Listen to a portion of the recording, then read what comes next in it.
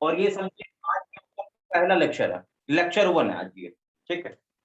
तो ऑप्टिक्स का ये आपका लेक्चर नंबर 1 है।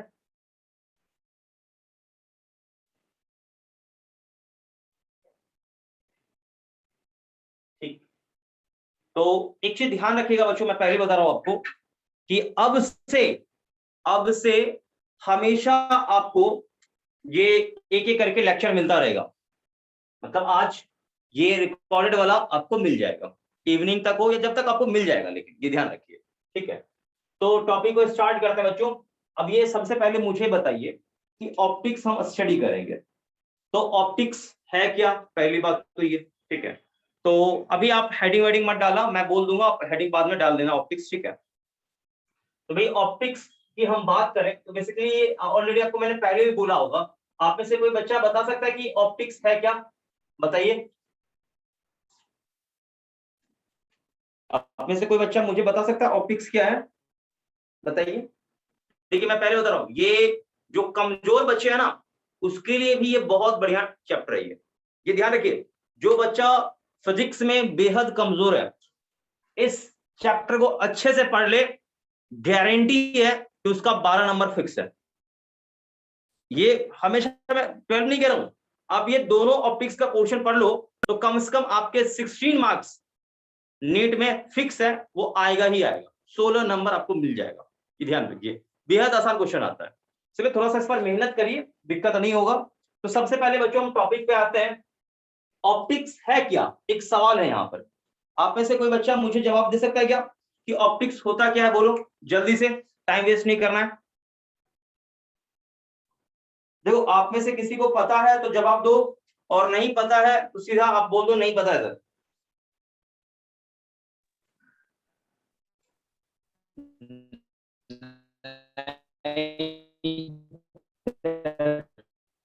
चलो भाई देखो मैं बता रहा हूं, यहाँ देखो देखो ऑप्टिक्स है क्या, तो शांत होकर सुनेंगे सभी लोग, मैं बता रहा हूँ। हाँ मैं बता रहा हूँ बेटा, मैं बता रहा हूँ, देखो शांत होकर सुनना। देखो ऑप्टिक्स क्या बेटा, ये optics is study of light, study of light. क्या बोलो, स्टडी ऑफ लाइट है ये, लाइट का स्टडी ही ऑप्टिक्स है, ठीक। अब आप देखिए यहाँ पर लाइट के बारे में स्टडी करें, यहाँ पर मैं पहले बोल रहा हूं ऑप्टिक्स है क्या, तो लाइट का स्टडी है, ये ध्यान रखिएगा, optics is study of light. दूसरी बात बच्चा लोग, यहाँ मैं आपसे पूछूं कि भाई लाइट के बारे में क्या क्या स्टडी करोगे, तो लाइट के फिजिकल प्रॉपर्टीज, भाई लाइट है क्या, किस चीज का बना हुआ है, और ये लाइट कर क्या सकता है। तो मतलब मैं यहां लिखूंगा in optics study of uses और application of light and its physical properties and its nature. ये ध्यान रखिएगा, मतलब आप ये समझिए कि ऑप्टिक्स में आप स्टडी क्या करेंगे, तो लाइट का यूज क्या है, एप्लीकेशन क्या है, साथ साथ बच्चों यहां देखो कि इसके फिजिकल प्रॉपर्टी ये क्या है, किस चीज से बना हुआ है, ठीक, उसके नेचर क्या है, ये सारी चीज आपको ऑप्टिक्स में ही पढ़ने को मिलेगा। तो अब यहां पर बच्चों दो बातें आ रही है, दो बातें क्या क्या, पहला है कि यूजेज और एप्लीकेशन, एक तो यहां पर ये आपको दिख रहा होगा, दूसरा है कि it's physical property and its nature, ये दो अलग अलग चीज यहां आपको दिख रहा होगा कि भाई ऑप्टिक्स में अपने को दो चीज पढ़ना है, एक यूजेस और एप्लीकेशन ऑफ लाइट, और अगला है physical property and its nature. तो यहां पर दो अलग अलग चीज स्टडी करना है। तो अब यहां सुनिएगा सही से, अब ऑप्टिक्स यहां पर दो पार्ट में डिवाइड होता है, सुनिएगा बच्चों, ध्यान से सुनिएगा, ऑप्टिक्स यहां पर दो टाइप में डिवाइड होगा। तो मैं आपको थोड़ा सा समझा देता हूं, शांत होकर सुनिएगा, सही से समझने का प्रयास करिए तो कोई दिक्कत नहीं होगा। तो सबसे पहले देखिए बच्चों कि यूजेस ऑफ लाइट की मैं बात करूं तो यूजेस ऑफ लाइट क्या है, तो बच्चा मुझे बताएगा, जल्दी से बोलिए। यूजेस और एप्लीकेशन ऑफ लाइट इज, क्या है बोलो? Uses application of light is क्या है बोलो? कोई बच्चा बताएगा लाइट के क्या यूज हैं, क्या एप्लीकेशन है बच्चों, जल्दी बताओ। तो मैं आपको पहले बता रहा हूं, मेरी बात को ध्यान सुनिए, देखिए। तो यूजेस और एप्लीकेशन ऑफ लाइट, ठीक है, आर क्या करते हो, बहुत सारे मैं लिखता हूं आर। पहला होगा बच्चों, ध्यान सुना, पहला होगा इमेज फॉर्मेशन, ठीक। दूसरा होगा बच्चों shadow formation,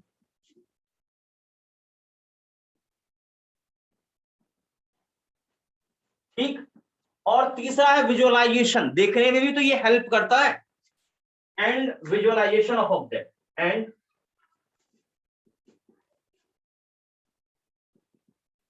visualisation of an object.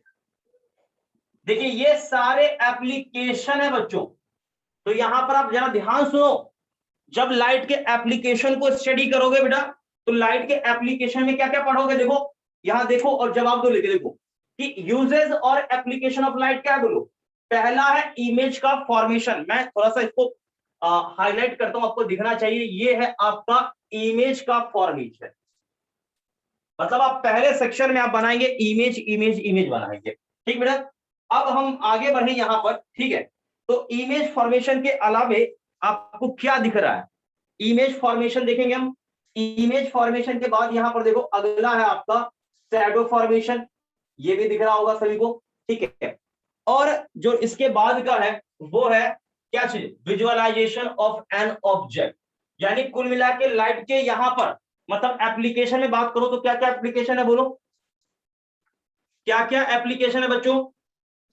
Image formation, shadow formation, visualisation और एन ऑब्जेक्ट। हाँ देखो आवाज आपका कट रहा है, आवाज आपका कट रहा है बेटा, आवाज कट रहा है, सुनना मेरी बात को ध्यान से। देखो यहां पर ध्यान सुना, देखो तीन चीज आपको दिख रहा होगा। मैं यूजर्स की बात करूं तो तीन चीज आपको दिखा होगा, इमेज का फॉर्मेशन, शैडो का फॉर्मेशन और विजुअलाइजेशन। तो सभी लोग जवाब देंगे, क्या इमेज फॉर्मेशन आपने कभी नहीं देखा है क्या, कि किसी चीज का इमेज बनता है, इमेज बताओ। जैसे मिरर है, मिरर में आप क्या देखते हो? अपना प्रतिबिंब। हाँ अपनी प्रतिबिंब इमेज। बोलो या इमेज बोलो, ठीक है। तो मैं थोड़ा सा यहाँ पर लिखता हूं अभी कुछ कुछ पॉइंट्स, अभी शांत बस सुनते चलिएगा अच्छे से। तो आपने देख लिया भाई इमेज फॉर्मेशन क्या है, शैडो फॉर्मेशन क्या है, ये हो गया यूज में। अब इसके फिजिकल प्रॉपर्टीज और इसके नेचर की मैं बात करूं तो फिजिकल प्रॉपर्टीज या इसके नेचर में लाइट के नेचर को स्टडी कर रहे हैं, मतलब मैं फिजिकल प्रॉपर्टीज की बात करूं तो फिजिकल प्रॉपर्टी यहां नेचर हटा दो तो चलेगा, कोई दिक्कत नहीं, नेचर आप रखो तो भी ठीक है या नहीं रखो तो भी कोई फर्क नहीं पड़ता, रखो तो भी ठीक है ना रखो तो भी ठीक है, इतना में काम चल जाएगा। तो बेटा फिजिकल प्रॉपर्टीज क्या है, फिजिकल प्रॉपर्टीज, तो फिजिकल प्रॉपर्टी में मैं बात करूं, फिजिकल प्रॉपर्टीज, तो फिजिकल प्रॉपर्टी में बेटा यहां पर लाइट के नेचर को स्टडी करते हैं, लाइट के। तो फिजिकल प्रॉपर्टी में तो क्या, in this section, in this part study about, मतलब फिजिकल प्रॉपर्टी की बात कर रहा हूं। In this part study about nature of light, nature of light. बेटा नेचर ऑफ लाइट की मैं बात करूं तो लाइट के कितने नेचर होते हैं, कितने नेचर होते हैं, वही नेचर यहां स्टडी करना है। तो जल्दी से जवाब देंगे, लाइट का नेचर स्टडी करना है फिजिकल प्रॉपर्टी में बेटा। तो लाइट के कितने नेचर होते हैं, नेचर ऑफ लाइट कितने होते हैं? जल्दी बताओ। लाइट के नेचर दो होते हैं। आप में से किसी बच्चे को पता है? एक होता है बेटा वेव नेचर, वेव नेचर, और एक होता है लाइट का कौन सा? Particle nature. ये ध्यान रखिएगा, ठीक। वेव नेचर और पार्टिकल नेचर, क्या आपको ये पता है? बोलो, या नहीं मालूम है? नहीं पता सर। हाँ, तो आज आपने जान लिया ना कि लाइट के कितने नेचर है, ये बताओ। कितने प्रकृति, लाइट मतलब कितने नेचर के हैं बताओ? 2 नेचर। हाँ, 2 नेचर के होते हैं ये। इसके दो, लाइट के 2 नेचर हैं, पार्टिकल भी है और वेव भी है। ये ध्यान रखिए, पार्टिकल भी और वेव भी। मतलब एक्चुअल में लाइट के पास ड्यूअल कैरेक्टर है, मतलब एक ही टाइम पर वो लाइट पार्टिकल नेचर भी शो कर रहा है और वेव नेचर भी शो कर रहा है। क्या बच्चों ये बात समझ में आ रही है? बोलो। Yes sir. ये ध्यान रखिएगा। जैसे आपको, आपसे मैं एक सवाल पूछूं, इलेक्ट्रॉन क्या है? इलेक्ट्रॉन क्या है? एक पार्टिकल है। आपने कभी पढ़ा नहीं क्या? मैंने पढ़ा है ये आपको हल्का सा। जब ये इलेक्ट्रोमैग्नेटिज्म स्टार्ट किया था तो चार्ज के बारे में मैंने लिखा है था, आपको याद आ रहा है कि भाई कुछ चार्ज पार्टिकल्स हैं, इलेक्ट्रॉन, प्रोटॉन, न्यूट्रॉन, ये सब मैंने बताया आपको, होगा कुछ याद आया? बोलो। जी सर। हाँ। बिल्कुल। तो इलेक्ट्रॉन बेसिकली एक चार्ज पार्टिकल है ये, लेकिन पार्टिकल होने के बावजूद भी ये हाई स्पीड पर, हाई वेलोसिटी पर ये अपना वेव नेचर शो करता है, वेव नेचर बदलाता है। यानी आप ये समझिए कि किसी पार्टिकल में भी वेव का नेचर आ सकता है। सेम इसी प्रकार से कि लाइट में भी 2 प्रकार के नेचर आते हैं, कि लाइट हो सकता है पार्टिकल का बना हो, या हो सकता है ये वेव ही हो, वेव का बना हो। तो अब एक सवाल आता है बच्चों कि ये वेव क्या होता है? देखो, पार्टिकल सबको पता होता है, कण।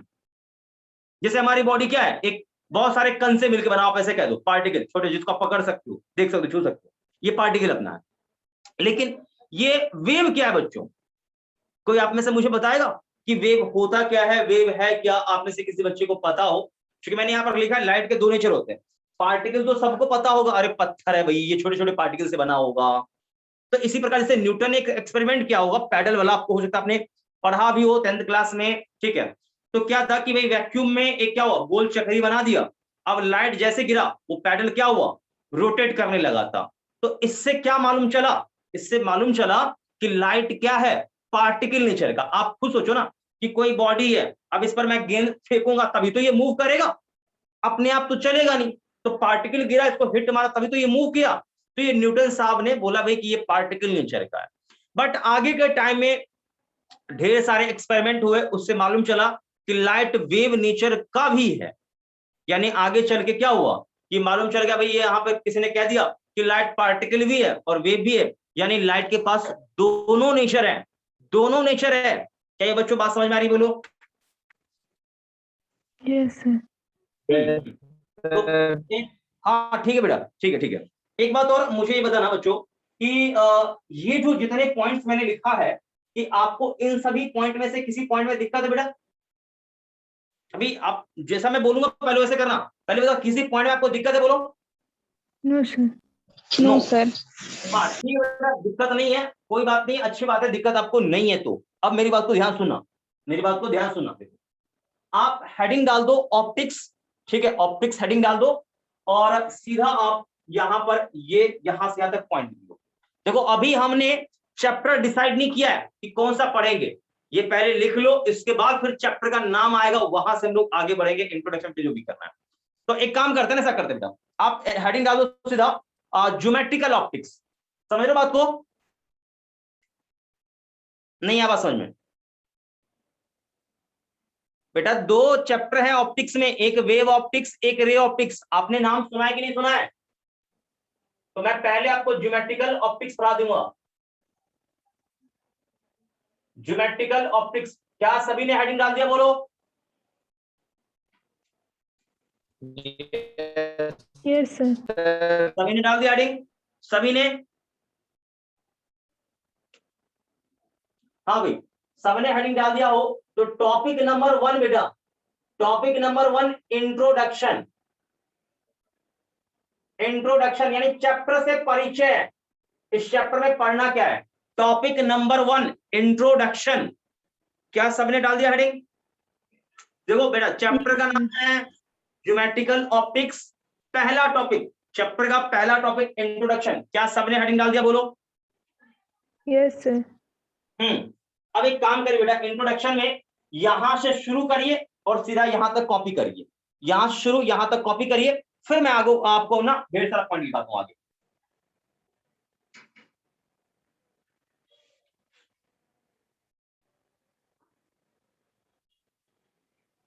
एक चीज आप ध्यान रख लीजिए बेटा, मैं आपको पहले बता रहा हूं कि आज से ये जो लेक्चर आपका शुरू हुआ है, लेक्चर 1 लेक्चर 2 पर डे आपको, मतलब ये मैं जैसा भी रहता है शेड्यूल बनता है, मैं उस हिसाब से लेक्चर लूंगा और रिकॉर्डेड आपको मिल जाए।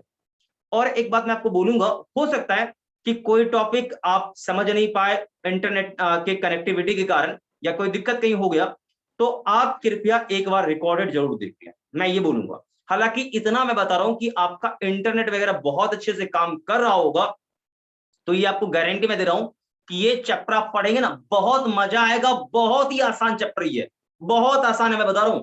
हाँ, आपको ये लगा हो, कोई कह दिया हो कि ये बहुत लंबा है, बहुत ये परेशान करता है, ऐसा कुछ भी नहीं है। ये वाकई में बहुत ही इंटरेस्टिंग चैप्टर है, बहुत ही आसान, और ये बहुत ही इंटरेस्टिंग चैप्टर है। आप पढ़ेंगे तो बहुत मजा आएगा।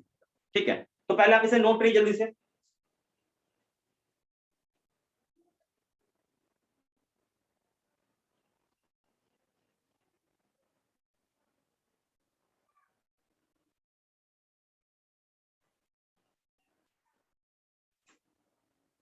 सभी लोगों ने नोट कर लिया बेटा?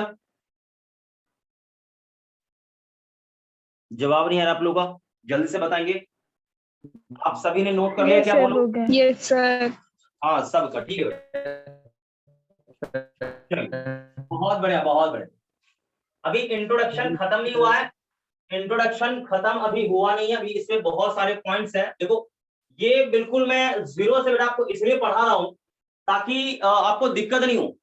देखिए, ऑलरेडी आपने 12th में ये पढ़ा होगा, लेकिन ये मैं मान के चलता हूं आपने नहीं पढ़ा है, इसलिए मैं बिल्कुल जीरो से पढ़ा रहा हूं आपको, ताकि दिक्कत नहीं हो आपको किसी प्रकार का हो। तो सबसे पहले बच्चों कि एक बात तो क्लियर हो गया भाई, ऑप्टिक्स में पढ़ना क्या है, ये मैंने आपको बता दिया। लेकिन देखिए, अब हम ऑप्टिक्स को डिवाइड करेंगे, थोड़ा इसी में हम समझ लेते हैं, ताकि ये सब ज्यादा मुझे लंबा चौड़ा बताना ना पड़े।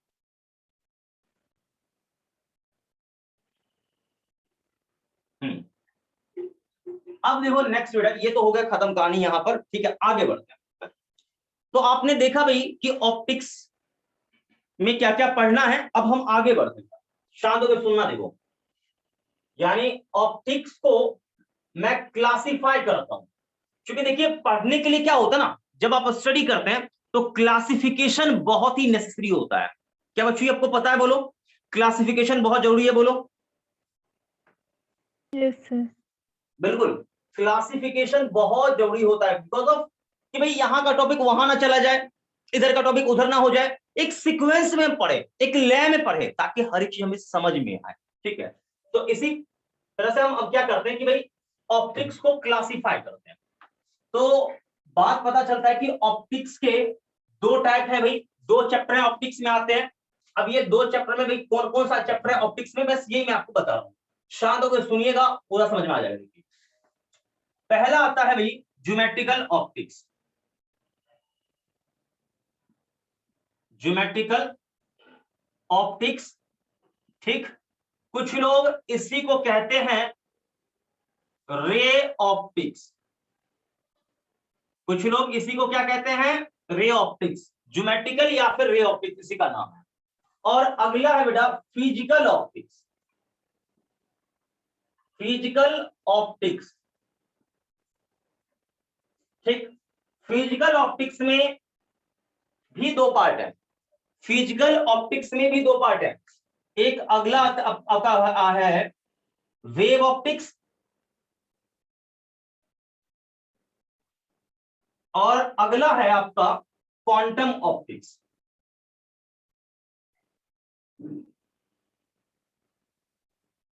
मतलब इसमें हम लाइट के पार्टिकल नेचर को स्टडी करते हैं।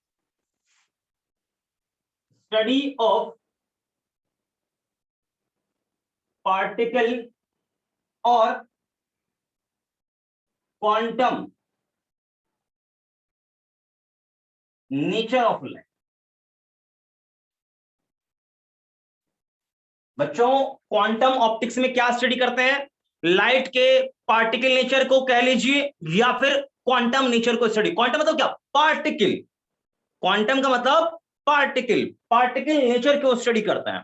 मतलब देखिए ये जो क्वांटम ऑप्टिक्स है इस वाले चैप्टर के हिसाब से, मतलब इस वाले चैप्टर के हिसाब से लाइट क्या था? पार्टिकल नेचर का था बच्चों। कौन सा नेचर का? पार्टिकल नेचर को। ठीक है, उसी पार्टिकल का नाम रखा गया क्वांटा। क्या नाम रखा गया? क्वांटा। अच्छा हाँ भाई, ये अब देखिए यहां की हम बात करें तो बेटा ये जो है चैप्टर आपका है वेव ऑप्टिक्स, और इसमें हम लाइट का केवल और केवल वेव नेचर ही स्टडी करेंगे। यानी in this section study about wave nature of light. Wave nature of light मतलब देखिए ध्यान सुनिएगा, वेव ऑप्टिक्स में हम लाइट के वेव नेचर को स्टडी करेंगे बच्चों। कौन से नेचर को स्टडी करेंगे? जल्दी बोलो। वेव नेचर को स्टडी करेंगे। क्या ये बात सभी लोगों को समझ में आ रहा है? बोलो। Yes sir. बिल्कुल बिल्कुल। अब एक सवाल आता है भाई कि भाई यहाँ ज्योमेट्रिकल ऑप्टिक्स में फिर हम क्या स्टडी करेंगे, या फिर इसी चैप्टर का नाम है रे ऑप्टिक्स, यहाँ क्या स्टडी करेंगे? तो यही चीज ध्यान से सुनना है बच्चों, ध्यान से सुनना है। यहां पर स्टडी होगा क्या चीज? स्टडी ऑफ यूजेस और application of light.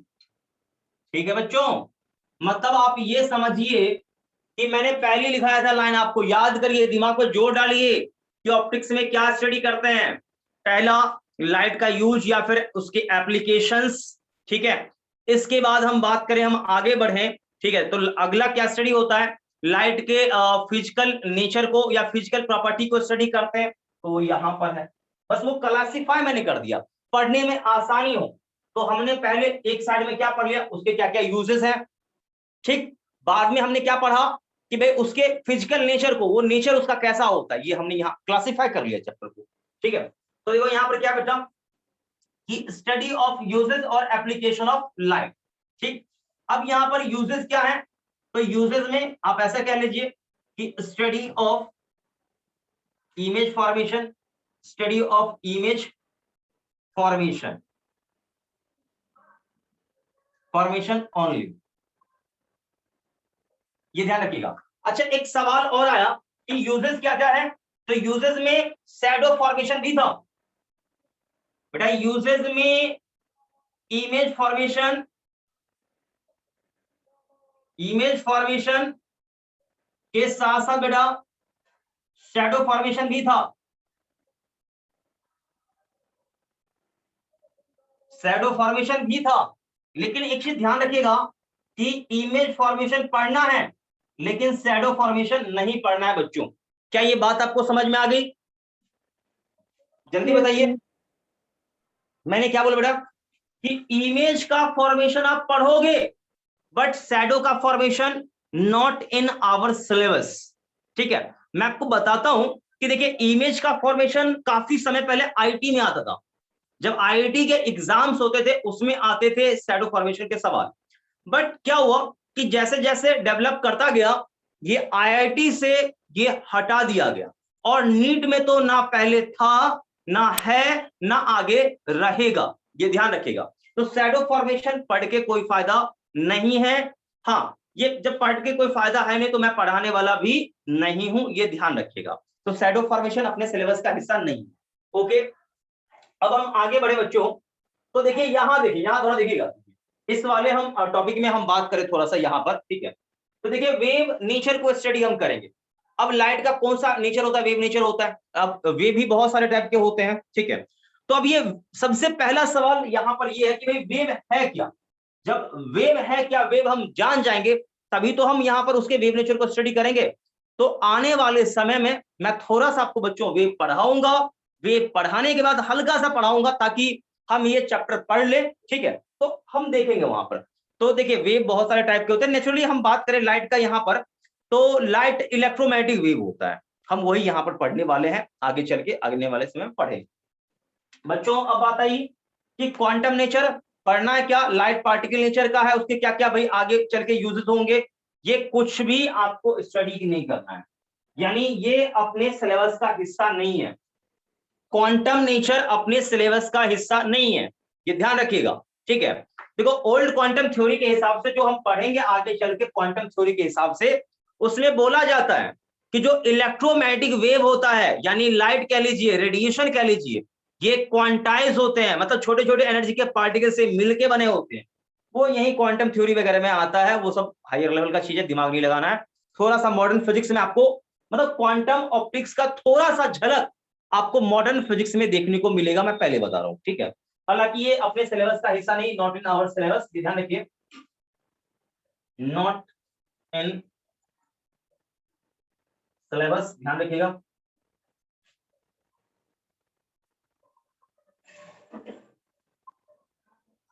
Not in our syllabus, ध्यान रखिए। तो ये बच्चों समझ में आ गया होगा, आप इसे नोट कर लीजिएगा, जल्दी से नोट करिए बच्चों, जल्दी से, क्विकली। ये सारे पार्ट इंट्रोडक्शन के ही हैं।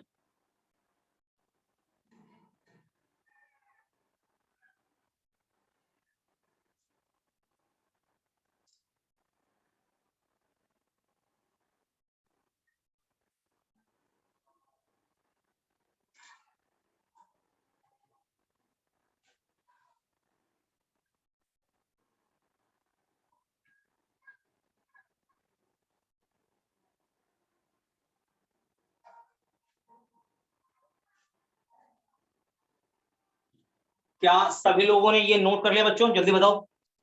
Yes. Yes, sir. आगे बढ़ते हैं। तो देखिए सबसे पहले मैं आपको बता दूं कि केवल अभी हम यही टॉपिक स्टडी करने वाले हैं, और ये अपने आप में एक विशाल चैप्टर, मैं पहले बता दूं, पूरे फिजिक्स में सबसे ज्यादा लंबा ऑप्टिक्स है, ये ध्यान रखिएगा।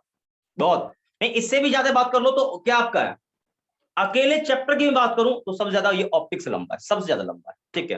हालांकि इलेक्ट्रोमैग्नेटिज्म में आपका इलेक्ट्रोस्टैटिक भी काफी लंबा है, बट उससे भी ये ज्यादा लंबा चौड़ा है, ठीक है।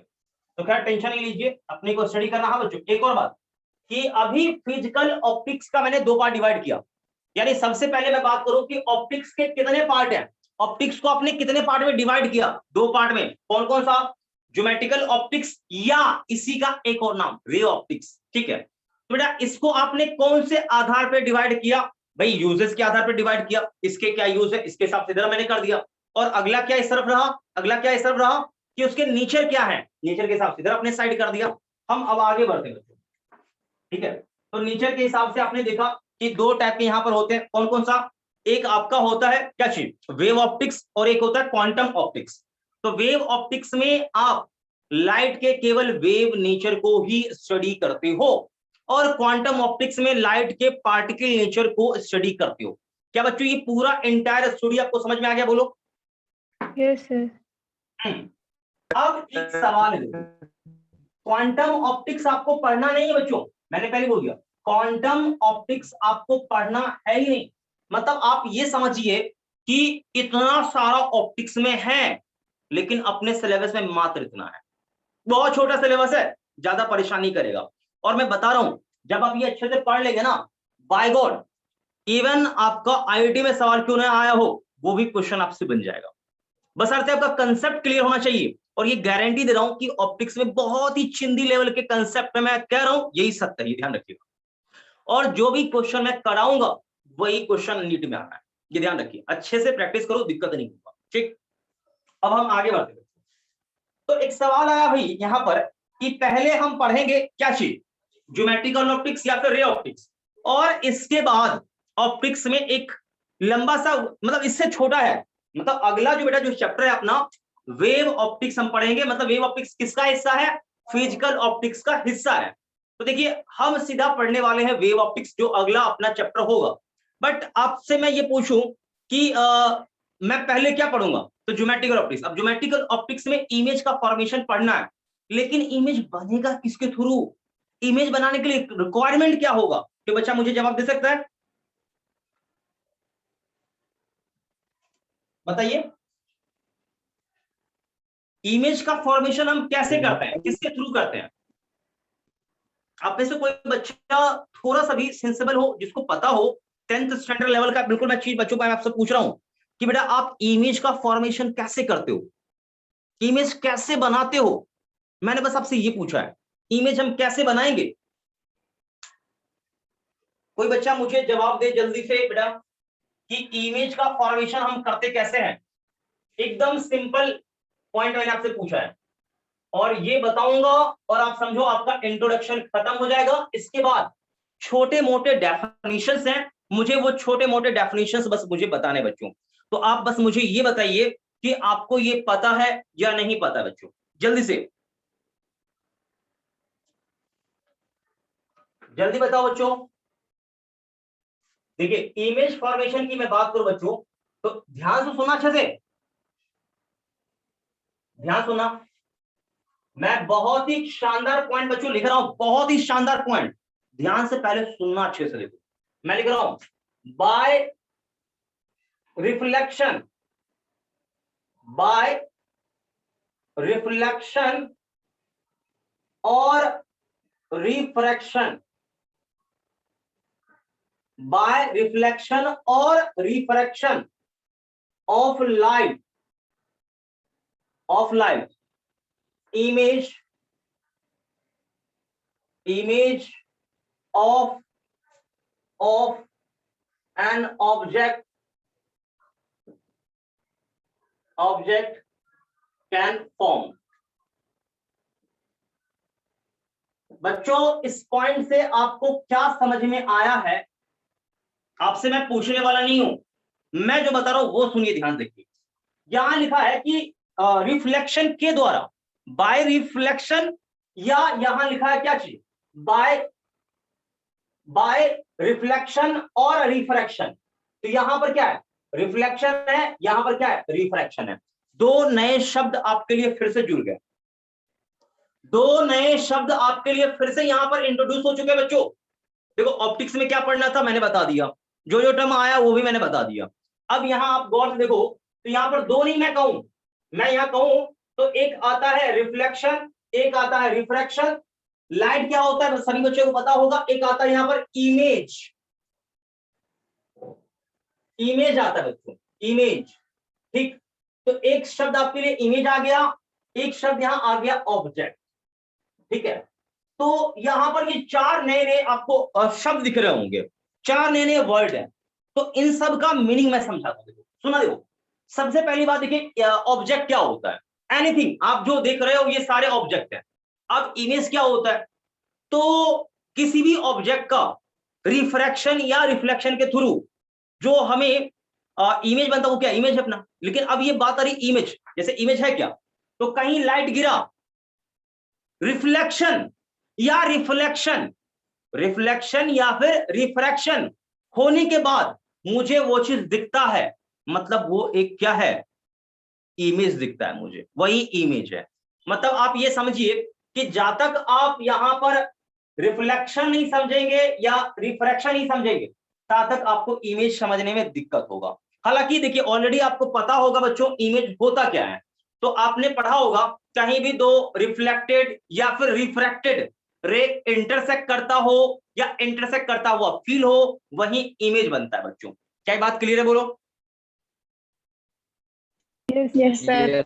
ऑलरेडी आपने पढ़ा होगा, 10th स्टैंडर्ड लेवल में भी आपने पढ़ा होगा, 12th में भी आपने पढ़ा होगा कि कहीं भी दो रेज वो रिफ्लेक्शन के हो या रिफ्रैक्शन के हो, मतलब रिफ्लेक्शन में या रिफ्रैक्शन दोनों में हो सकता है, ठीक है, दोनों के थ्रू इमेज बनता है। लेकिन कौन सा रे कट करना चाहिए, रिफ्लेक्टेड रे, दोनों जो रे इंटरसेक्ट करेगा दोनों reflected, not incident ray. Incident ray कहां से निकलता है, कहां से, ऑब्जेक्ट से। अब मैं एक सवाल पूछूंगा भाई ऑब्जेक्ट क्या है, ऑब्जेक्ट क्या है, तो सीधा जवाब आना चाहिए, अरे जिससे रे निकला वही ऑब्जेक्ट है। क्या बोला मैंने बच्चों, ध्यान सुनो, जिससे रे निकल रहा है वो ऑब्जेक्ट है। क्या बोला, क्या बोला, फिर से बोलो, कोई बच्चा बोलेगा मुझे। जिससे रे निकल रहा है उसे ऑब्जेक्ट कहते हैं। ऑब्जेक्ट कहेंगे, सिंपल एकदम सरल भाषा में कहा जाए, जिससे रे निकल रहा हो वो हमारा ऑब्जेक्ट है। अच्छा अच्छा, एक मिनट एक मिनट एक मिनट, एक सवाल आ गया। एक इमेज बना, एक इमेज बना, क्या उस इमेज से रे नहीं निकलेगा क्या? बताइए। आपने नहीं। एक इमेज बनाया, उस इमेज से भी तो रे निकल सकता है। क्या बच्चों, आपने एक इमेज बनाया, उस इमेज से भी रे निकल सकता है। क्या वो इमेज एक ऑब्जेक्ट है? बताओ। है। बिल्कुल हो सकता है। मतलब मैंने सिंपल डेफिनेशन दिया है, आप एकदम माइंड में सेट करिए।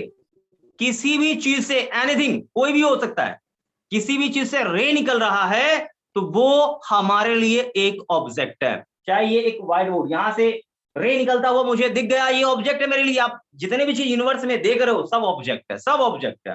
हर एक का इमेज बनता रहता है, दिखते रहता है। क्या बच्चों ये बात समझ में आ गई? बोलो। Yes sir. कोई दिक्कत है ना किसी बच्चे को? ठीक है बच्चों, अब यहां तक ये हो गया। तो अब यहां देखिए एक शब्द आया है यहां पर कि रिफ्लेक्शन क्या होता है और रिफ्रैक्शन क्या होता है। तो बच्चों मैं आपको थोड़ा सा समझा देता हूं, इसी में ध्यान सुन लीजिएगा। रिफ्लेक्शन मैं हल्का सा डिफाइन करता हूं बच्चों। ये रिफ्लेक्शन क्या होता है, जैसे एक सरफेस है बच्चों, ध्यान सुना, एक सरफेस है, इस पर लाइट गिरा और लाइट क्या होता है, सेम यू ऐसे उसी मीडियम में आ जाता है। और ये एंगल आई और ये एंगल आर, तो ये एंगल भी क्या होते हैं बच्चों, सेम होते हैं। तो इस फेनोमेना को आप क्या कहते हो, रिफ्लेक्शन कहते हो। ये इंसिडेंट रे बेटा और ये रिफ्लेक्टेड रे है। क्या है आपको पता है? पहले बोलो। जवाब नहीं आया, जवाब नहीं आया आपका। Yes sir. Yes, ये sir. आप रिफ्लेक्शन समझ पा रहे हो? रिफ्लेक्शन Yes, क्या होता है sir. बोलो यस सर। सभी लोग। Yes sir. ठीक है बेटा। अब एक और है यहाँ टर्म बेटा, रिफ्रैक्शन। रिफ्रैक्शन बेटा, तो देखो ये सब मैं आगे बताऊंगा, बस इंट्रोडक्शन एक दे रहा हूं लेकिन, ताकि आपको ये समझ तो आ जाए कि इस चैप्टर में पढ़ेंगे क्या। अब आपको पता ही नहीं रहेगा कि इस चैप्टर में हम पढ़ेंगे क्या, तो फिर दिक्कत है। इसीलिए मैं इतना मेहनत कर रहा हूं। जैसे बेटा ये एक सरफेस है, सरफेस, लेकिन ये सरफेस साधारण सरफेस नहीं है। ये एक ऐसा सरफेस है जो दो मीडियम के सतह को जोड़ रहा है। अब दो मीडियम का सतह हो सकता है, इधर को क्या हो, हवा हो, और इधर को क्या हो, वाटर हो।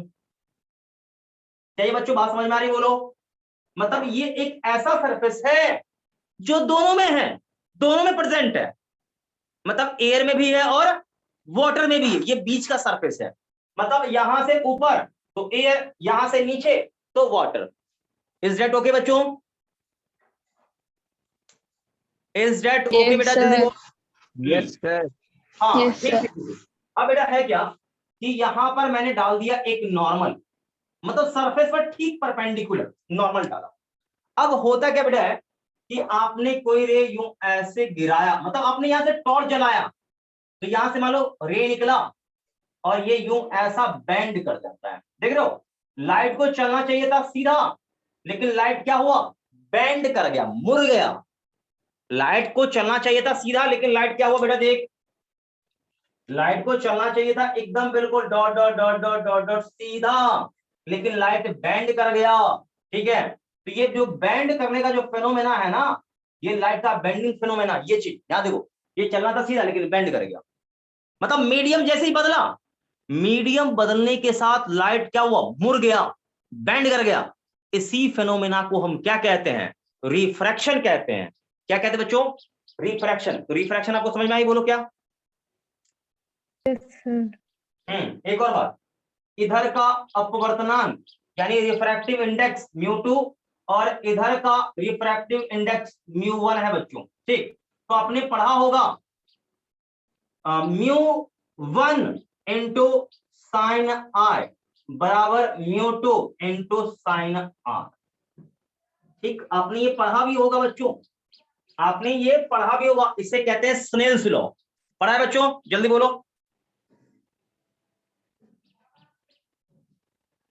जवाब नहीं है बेटा, Yes, sir. सभी लोगों ने पढ़ा होगा। और मैं बेटा एक जो बात बता रहा हूं ना, जो भी सिखाऊंगा, Yes, इसे आप sir. माइंड में सेट कर लीजिएगा। हालांकि मैं भी ये मैंने आपको समझा दिया। एक चीज देखिए गौर से बेटा, कि ये एयर है, तो एयर कौन सा मीडियम होता है, रेयर की डेंसर? एयर क्या है, रेयर या डेंसर, ये बताइए बस।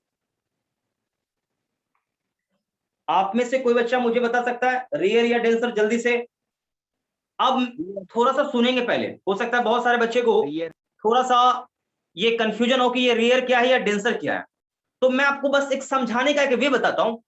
एक ऐसा मीडियम जिसके पार्टिकल्स बहुत दूर दूर दूर दूर है, मतलब बहुत दूरी दूरी पर है, वो रेयर होगा।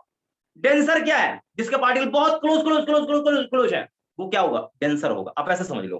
तो बताओ ये देख के आपको क्या फील हो रहा है, कौन रेयर है कौन डेंसर है? Air. Rare है एयर क्या है, एयर और व्हाट, water एयर क्या है, एयर है क्या? एयर बेटा Rare. रेयर मीडियम है कि डेंसर है, ये बताओ। Rare Rare medium. Rare medium, क्यों? उसके पार्टिकल्स वाटर के मॉलिक्यूल के रेस्पेक्ट में दूरी दूरी पर होगा। ठीक, तो ये रेयर है, ये रेयर है। और ये क्या है बेटा, डेंसर है, ये ध्यान रखिए। ऐसा है ना? तो एक चीज ध्यान रखिएगा, एक और देखो, एक और चीज मैं बता दूं कि एक तो आपने मॉलिक्यूल ऐसे कर लिया, दूसरी बात कि रेयर और डेंसर हम कैसे डिसाइड करेंगे। तो एक चीज ध्यान रखिएगा, यहां पर जिसका रिफ्रैक्टिव इंडेक्स अधिक होगा वो आपका डेंसर होगा, और जिसका रिफ्रैक्टिव इंडेक्स कम होगा वो रेयर होगा। ऐसे आप चेक कर सकते हैं बच्चों। क्या ये बात समझ में आ गई? बोलो जल्दी बोलो। जिसका रिफ्रैक्टिव इंडेक्स कम है वो रेयर, जिसका Yes, sir. अधिक है वो डेंसर होगा। सिंपल सी बात है। और आप देखो ना, मैं पूछूं आपसे कि यहां पर रिफ्रैक्टिव इंडेक्स किसका ज्यादा होगा, वाटर का कि एयर का? जल्दी बताओ, वाटर या फिर एयर? Water का. वाटर, का बिल्कुल। क्या कोई दिक्कत बेटा? बोल बोल, कोई दिक्कत नहीं, जो पूछना एकदम पूछ लो जल्दी से। जल्दी बताओ, आपको कुछ लग रहा है मन में शंका, कोई डाउट है? बताओ जल्दी से, मैं बताऊंगा, बिल्कुल श्योर जवाब दूंगा। बताइए।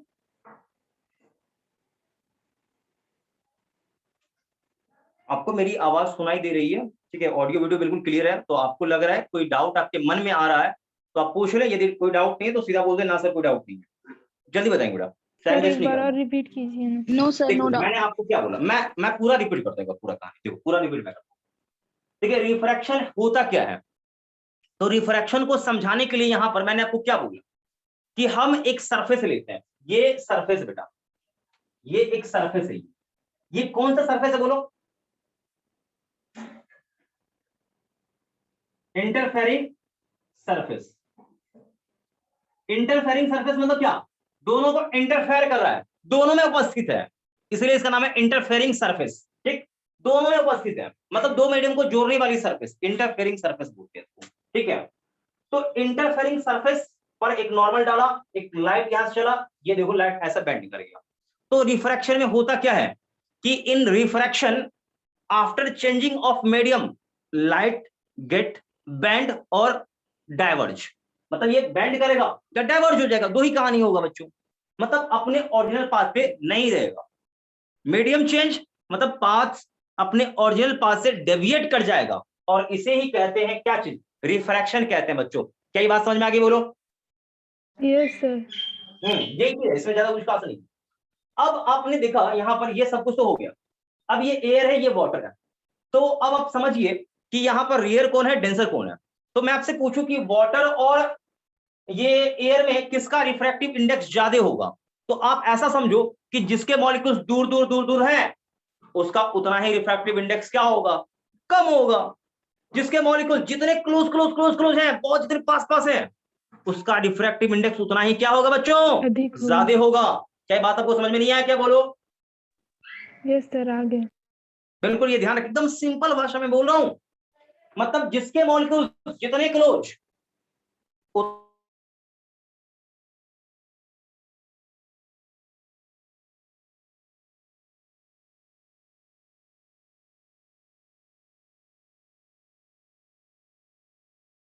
सर वॉइस नहीं आ रही।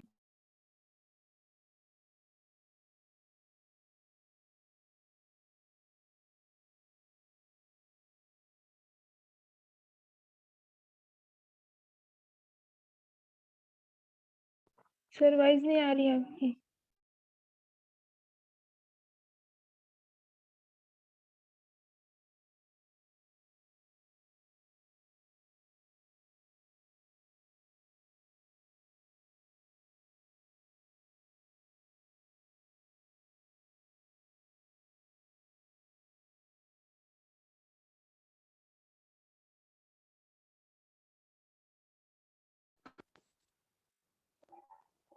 देखो, हाँ भाई, एक बात आपको मैं बता दूं कि इसके बाद आपका अभी क्लास नहीं हुआ। सिद्धार्थ सर का क्लास था ना, बताएंगे सभी लोग? बेटा जवाब नहीं आ रहा है। इसके बाद सिद्धार्थ सर का क्लास था ना? Yes sir. हाँ, तो वो क्लास Yes, आपका sir. है नहीं। हाँ, तो अभी उनका सर का क्लास नहीं होगा। कोई शायद हो सकता है उनका कुछ इश्यू वगैरह आ गया है, कोई परेशानी, ठीक है ना। तो सर का क्लास अभी नहीं होगा, ठीक है। तो मैं अभी क्लास बस 10 तक लेके ओवर मैं कर दूंगा। इसके बाद आप फ्री हैं, आप स्टडी करिए अच्छे से, ठीक है। जो मैंने पढ़ा दिया इसी को आप अच्छे से पढ़िएगा, और रिकॉर्डेड वीडियो मैं आपको सेंड कर दूंगा। तो एक बात बताओ, आपका अलग से कोई ग्रुप बना हुआ बेटा? नहीं सर। Yes sir. फिर आपको लिंक कैसे मिलता है? नहीं सर, नहीं बना हुआ बेटा आपको ये फिर लिंक कैसे वो आता है? सर। क्या कह रहे हो बेटा? सर मैम भेजती है, Academy मैम वाला ग्रुप है। भेजती अच्छा, है। आप लोगों के पर्सनल जो नंबर वो ग्रुप नहीं बना हुआ, यही ना? एक सेकंड सभी लोग हाँ। एक बार मैं जो बोल रहा हूँ मेरी बात को ध्यान सुनिए। सभी लोग हाथ ऊपर कर लेंगे जब आपको सही लगे तो। क्या बेटा मैं आप लोगों का एक ग्रुप बनवा दूं क्या अलग से? Yes sir. सभी लोग जिनको लग रहा है ग्रुप बनवाना चाहिए हाथ ऊपर कर लेंगे सभी लोग।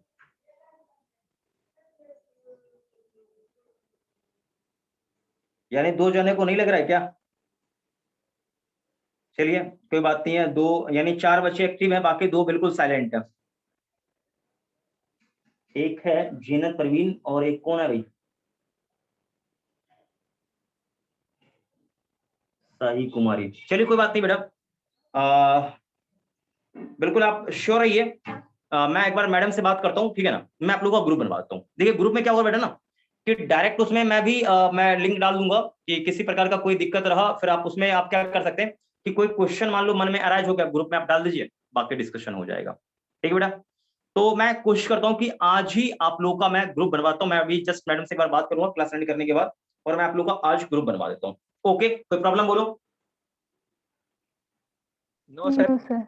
हाँ, एक बात ध्यान रखिएगा, नो देखिए सर। ग्रुप जो बनाऊंगा मैं, ग्रुप जो बनेगा उससे उसमें केवल और केवल फिजिक्स से रिलेटेड आएगा, बाकी केमिस्ट्री का अलग बन जाएगा, आपका जो बायो होगा उनका अलग बन जाएगा। 3 मैं ग्रुप बनवाता हूँ आपको, हर एक में अपना अलग अलग है। क्या होता है ना कि मान लो फिजिक्स का कुछ कंटेंट मैंने डाला, अब उसमें केमिस्ट्री का भी आएगा, बायो का भी, तो उसमें पता ही नहीं चल पाएगा कौन कहाँ है। इसलिए फिजिक्स का अलग रहेगा, केमिस्ट्री का अलग ग्रुप, मैथमेटिक्स का अलग, वो अपना जो बायो होगा उसका अलग ग्रुप रहेगा, ठीक है बेटा। कोई दिक्कत नहीं ना किसी को? No no sir. Sir. No हाँ, सर। आज से मैं ऐसा करवाता हूँ, चिंता नहीं करो, आज से मैं करवाता हूँ, बिल्कुल मैं बात करके मैडम से, ठीक है। अब बेटा ये बताओ कि यहाँ पर ये तो क्लियर हो गया होगा। तो देखो मैंने ये रिफ्रैक्टिव इंडेक्स को कैसे कंपेयर किया, तो जो बता रहा हूं ना ट्रिक, माइंड में सेट कर लियो।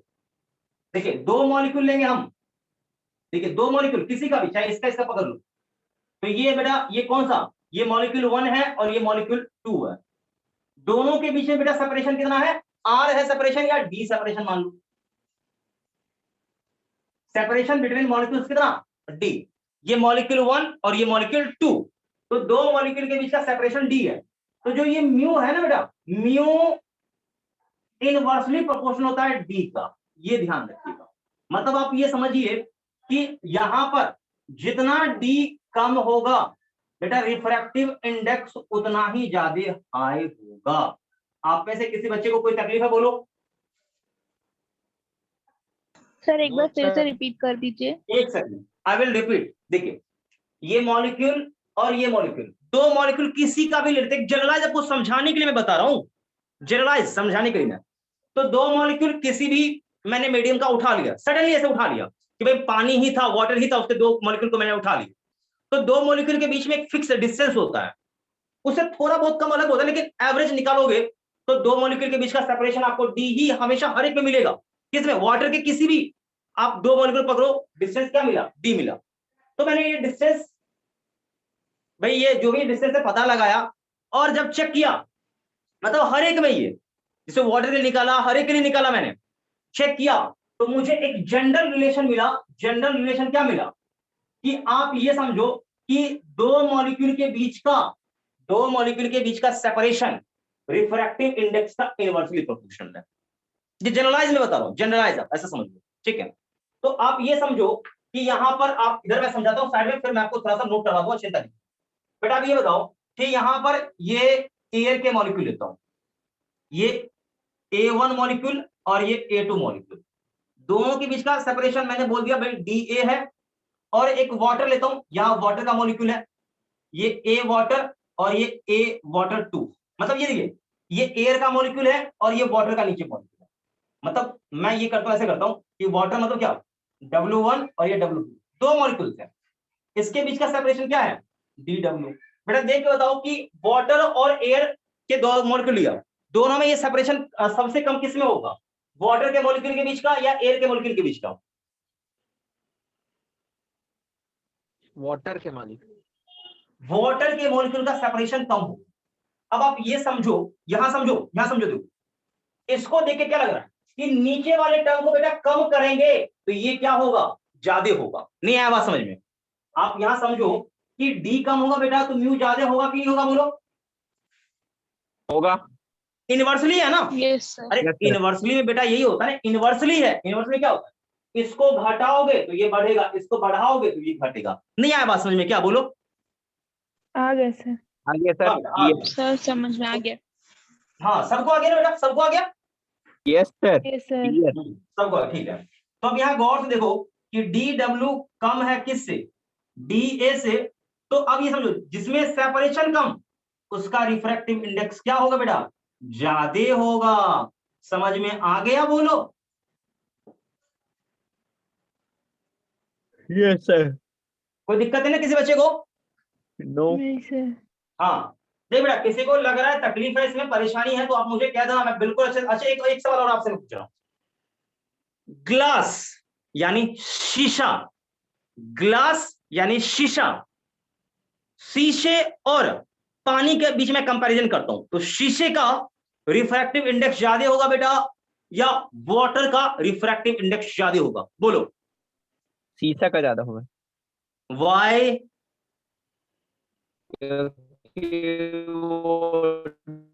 क्योंकि शीशे के पार्टिकल है। ज्यादा पास होंगे। हाँ क्योंकि शीशे के दो मॉलिक्यूल का बीच का सेपरेशन वाटर के मॉलिक्यूल का, दो मॉलिक्यूल है उसके बीच के सेपरेशन से क्या होगा, कम होगा। यानी आप ये समझो कि इंट्रामोल, देखो ये जो डी है ना बेटा, इसको बोलते हैं इंट्रामोलिकुलर डिस्टेंस बोलते हैं, यानी दो मॉलिक्यूल के बीच के सेपरेशन को, दो मॉलिक्यूल के बीच के सेपरेशन को क्या कहते हैं, इंट्रामोलिकुलर डिस्टेंस। तो इंट्रामोलिकुलर डिस्टेंस मतलब ये डी इज व्हाट, ये क्या बेटा, जल्दी बोल नाम इसका, इंट्रा मॉलिक्यूलर डिस्टेंस। बिल्कुल, दो मॉलिक्यूल के बीच के डिस्टेंस को क्या कहते हैं, इंट्रामोलिकुलर डिस्टेंस। आप भी लिख लीजिएगा, आप भी लिख लीजिएगा, भूलिएगा नहीं गई। तो मैं आपसे पूछूं इंट्रामोलिकुलर डिस्टेंस किसमें मतलब कम होगा, वाटर में कम होगा और ग्लास में क्या होगा बेटा, ज्यादा होगा। तो अब वो लॉजिक लगाओ, जिसमें इंट्रामोलिकुलर डिस्टेंस ज्यादा उसका रिफ्रैक्टिव इंडेक्स कम होगा, जिसमें इंट्रामोलिकुलर डिस्टेंस कम होगा उसका रिफ्रैक्टिव इंडेक्स ज्यादा होगा। क्या बात आपको समझ में आ गई, बोलो जल्दी बोलो, आ गई क्या। नहीं सर। Yes sir. क्या समझ में नहीं आया बेटा, मुझे बताओ। ये आप यहां देखो, आप ये समझ पा रहे हो नहीं बोला अच्छी, तो कुछ भी नहीं यहां देखो। मतलब आप ये समझो कि जिसका इंट्रामोलिकुलर डिस्टेंस कम है उसका रिफ्रैक्टिव इंडेक्स ज्यादा होगा। ये तो मैंने बोला है, जो यहां लिखा है वही पॉइंट मैंने बोला है। आपने पहले इस पर बोला था हाँ समझ में आ गया, इसका मतलब ये भी समझ में आपको नहीं आया, बिल्कुल नहीं आया ना, बोलो जल्दी बोलो, ईमानदारी से मैं फिर समझा दूंगा, कोई दिक्कत नहीं है। आप में से किसी बच्चे को दिक्कत है, परेशानी है तो मुझे बताइए तुरंत। Sir no. सभी लोग का रिस्पॉन्स है। अच्छा कितने लोग समझ गए, जरा हाथ ऊपर करेंगे तो, जिनको जिनको समझ में आ गया है वो सब हाथ ऊपर करेंगे जल्दी से सभी लोग।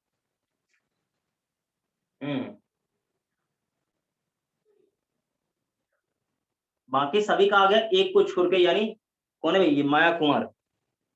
अभी माया कुमार आपको समझ में नहीं आया क्या? जल्दी बताओ। No sir. नहीं आया समझ में? नहीं। अच्छा देखो मुझे बताओ कि मैंने क्या बोला उसमें, ऑलरेडी मैंने स्टेटमेंट लिखा रखा। अच्छा आप कितने देर पहले क्लास आप ज्वाइन किए, पहले ये मुझे बताइए। शुरू से ही सर। शुरू से हो ना? अब देखो एक चीज मैं आपको बताता हूँ, ध्यान सुनो। देखो अभी ये बताओ कि ये रिलेशन आपको समझ में आया था या नहीं आया था? आया था। ये आया था। तो इसे देख के आपको क्या लगता है, देखो इसे देख के आपको क्या लगता है कि नीचे वाले को कम करेंगे तो ये क्या होगा, ज्यादा होगा। इसे इसे अधिक करेंगे तो ये कम होगा।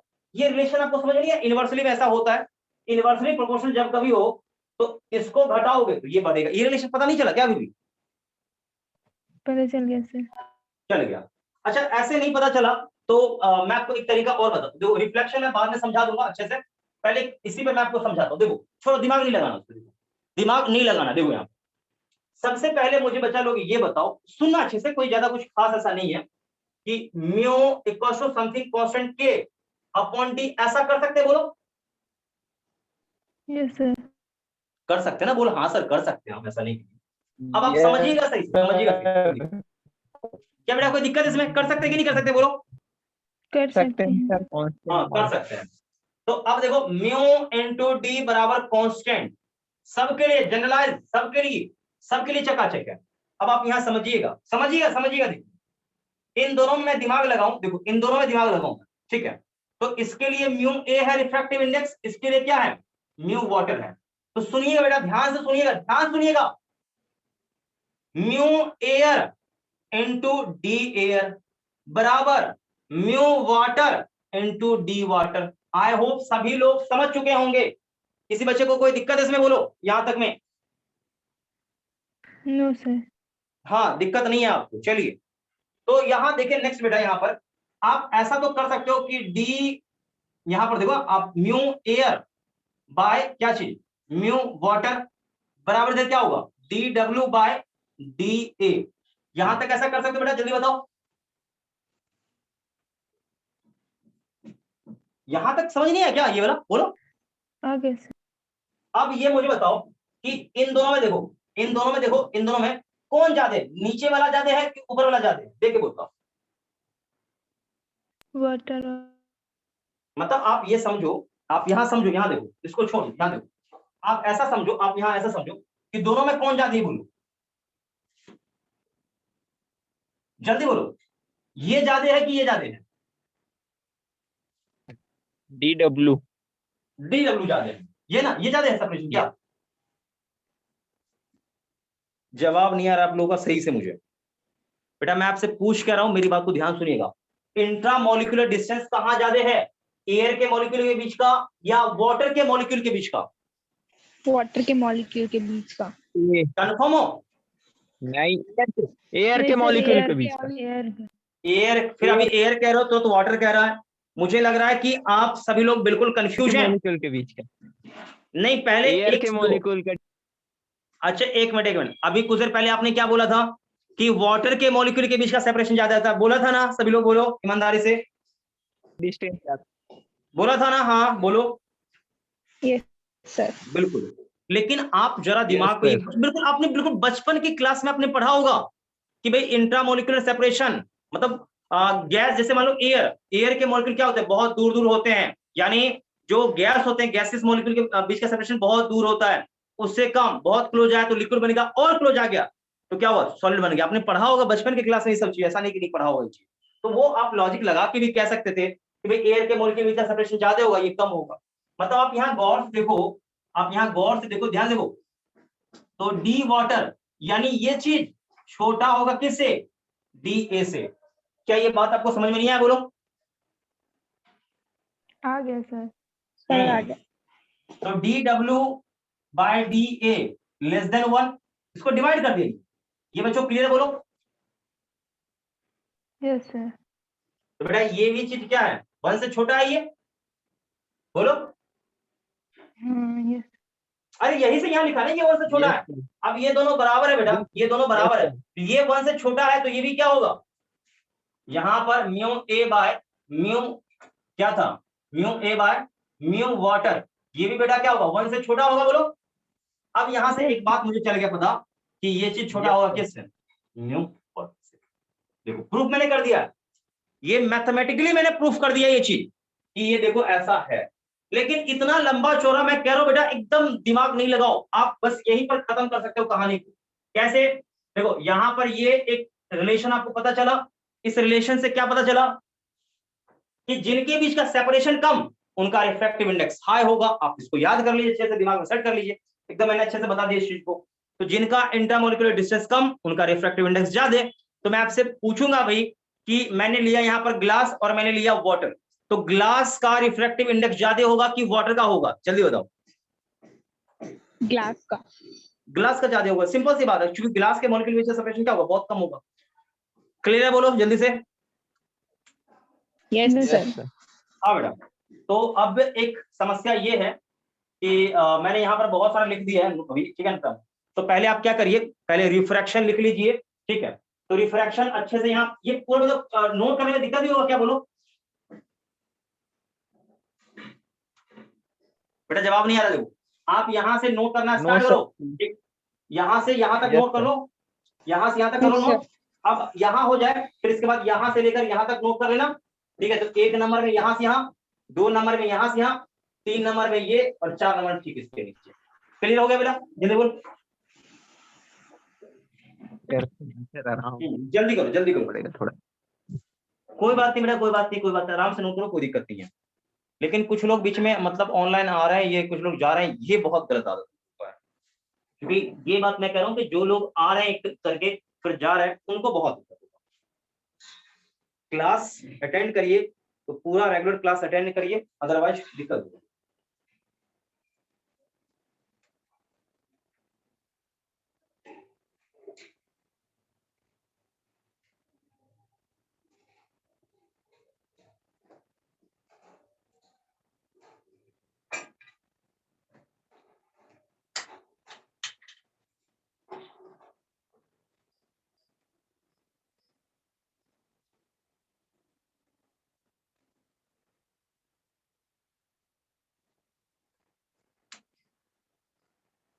हो गया बच्चा लोग नोट,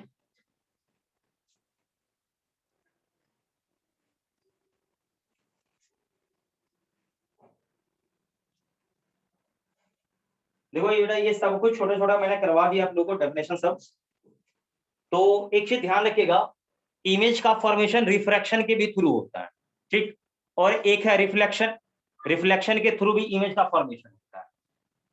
सबने नोट कर लिया, बोलो जल्दी से।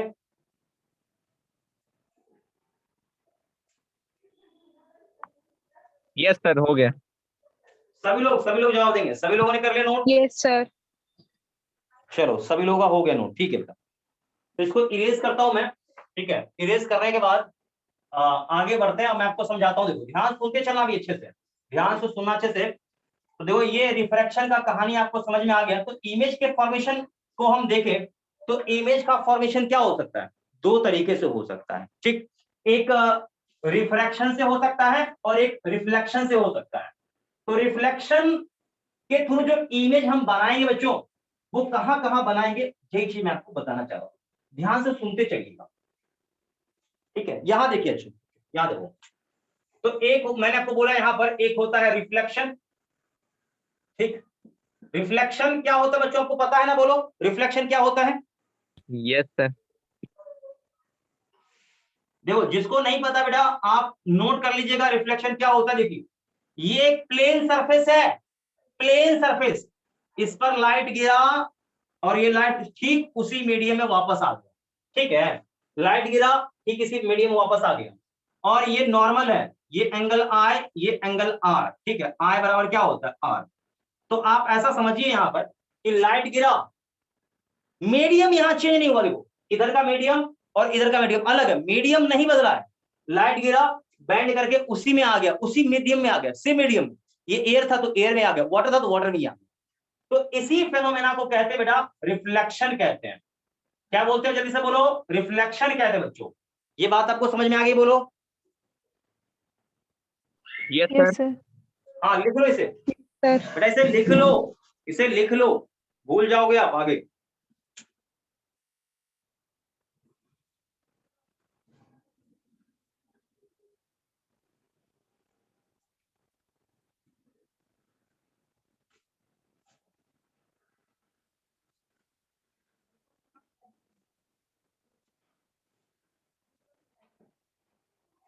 सभी लोगों ने नोट कर लिया बच्चा लोग, जल्दी बोलो।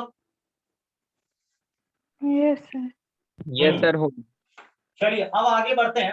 अब आपको मैं समझाता हूं कि रिफ्लेक्शन के थ्रू इमेज कहां बनाएंगे। तो इमेज फॉर्मेशन बाय रिफ्लेक्शन, ठीक है। तो इमेज फॉर्मेशन हम करेंगे किसके through, image formation by reflection. तो मैं आपको थोड़ा समझाता हूं इसी इंट्रोडक्शन में ही। तो रिफ्लेक्शन में इमेज हम कहां बनाते हैं, image formation by reflection.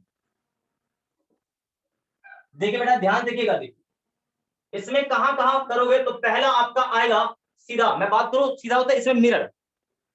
Reflection के थ्रू इमेज हम कहां बनाते हैं, मिरर में बनाते बच्चों। कहां बनाते जल्दी बोलो, मिरर में। मिरर में, ठीक है। तो आप ऐसा कह लो, मैं ऐसे एक लाइन ही लिख देता बच्चों, ध्यान सुनिएगा। इन मिरर, मैं एक लाइन ही नोट कर रहा था बेटा। In mirrors, in mirrors image, in mirrors image is formed by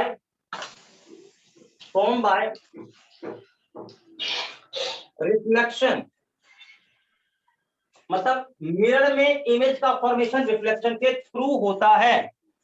समझ में आ गया होगा सभी लोगों को, ठीक है। अब बात करते हैं मिरर। तो मिरर Yes, कितने sir. टाइप का होता है, तो बच्चा मुझे जवाब देगा, जल्दी से बोलो। तो मिरर बच्चों कितने टाइप का होता है, एक होता है प्लेन मिरर। प्लेन मिरर नहीं पता है किसी बच्चे को, जान लीजिए। दूसरा होता है कौन सा बेटा, स्फेरिकल मिरर, स्फेरिकल मिरर। और अगला होता है पैराबोलिक मिरर, पैराबोलिक। सभी लोग जवाब देंगे बच्चों। कितने प्रकार का मिरर आपको दिखा, 3 प्रकार का। कौन कौन सा जल्दी बोलो। Plane mirror, spherical mirror, parabolic mirror. हाँ, प्लेन मिरर देखो ध्यान सुना, प्लेन मिरर बेटा होता क्या है। तो देखिए बिल्कुल सीधा, बिल्कुल सीधा, ट्रांसपेरेंट। यानी जैसे मान लो ये एक बिल्कुल सीधा है, ये बिल्कुल ट्रांसपेरेंट है, मतलब इधर से मैं देखूंगा ना तो आर पार दिखाई देगा। क्या बच्चों बात समझ में आ गई, बोलो। Yes sir. अरे जो Yes, sir. फोन में लगाता ना टेम्पर ग्लास, फोन में Yes. लगाता ना टेम्पर ग्लास, वो एक सीधा ग्लास है कि नहीं है, बोल। है या नहीं बोल, है सर। ट्रांसपेरेंट है कि नहीं है। जवाब ही नहीं आया। अरे बेटा ट्रांसपेरेंट नहीं होगा तो अंदर के डिस्प्ले को तू देखेगा कैसे। ट्रांसपेरेंट क्या होता नहीं समझ आता, कि आर पार देख सकते हैं, वो होता है ट्रांसपेरेंट। समझ में आ रहा है, बोलो। Yes sir. Yes sir. Yes, sir. Transparent वो होता है बेटा। अब यहां देखो कि ये ट्रांसपेरेंट ग्लास था, आपने इधर से क्या कर दिया, सिल्वर पेंट कर दिया। कौन सा पेंट जल्दी बोलो, कौन सा पेंट। Silver pen. हाँ silver paint, Silver pen. Silver paint हमने कर दिया, सिल्वर पेंट कर दिया, ठीक है। और ये क्या है बेटा, कौन सा, प्लेन ग्लास, प्लेन ग्लास था, ठीक। ये हो गया प्लेन मिरर। अच्छा स्फेरिकल मिरर 2 टाइप के होते हैं। कितने टाइप के, 2 टाइप के। एक होता है कॉनकेव, कॉनकेव, और दूसरा होता है कॉन्वेक्स मिरर। आपने नाम सुना होगा, कौन सा, कनकेव मिरर, और अगला होता है कॉन्वेक्स। कनकेव कैसा होता है, कोई बच्चा जवाब देगा। कनकेव ऐसा होता है। कन्वेक्स कैसा होता है, ऐसा होता है। अब पैराबोलिक मिरर की बात करें तो पैराबोलिक मिरर ऐसा भी होता है, ठीक, ये भी पैराबोलिक का पार्ट है, या ऐसा भी होता है पैराबोलिक मिरर, ठीक। हालांकि पैराबोलिक मिरर अपने सिलेबस में है नहीं, not in our syllabus. Only आपको ये पढ़ना है और ये स्फेरिकल पढ़ना है, 2 ही आपके सिलेबस में, ये ध्यान रखिएगा। तो बेटा इमेज का फॉर्मेशन आप ध्यान से माइंड में सेट कर लो कि इमेज का फॉर्मेशन पढ़ोगे उसमें सबसे पहले मिलेगा इमेज का फॉर्मेशन किसके थ्रू, बाय रिफ्लेक्शन। तो रिफ्लेक्शन के थ्रू इमेज कहां से बनाओगे, प्लेन मिरर से पहले पढ़ोगे, ठीक है। प्लेन मिरर पढ़ लोगे, उसके बाद एंट्री मारोगे कहां पर, स्फेरिकल मिरर में।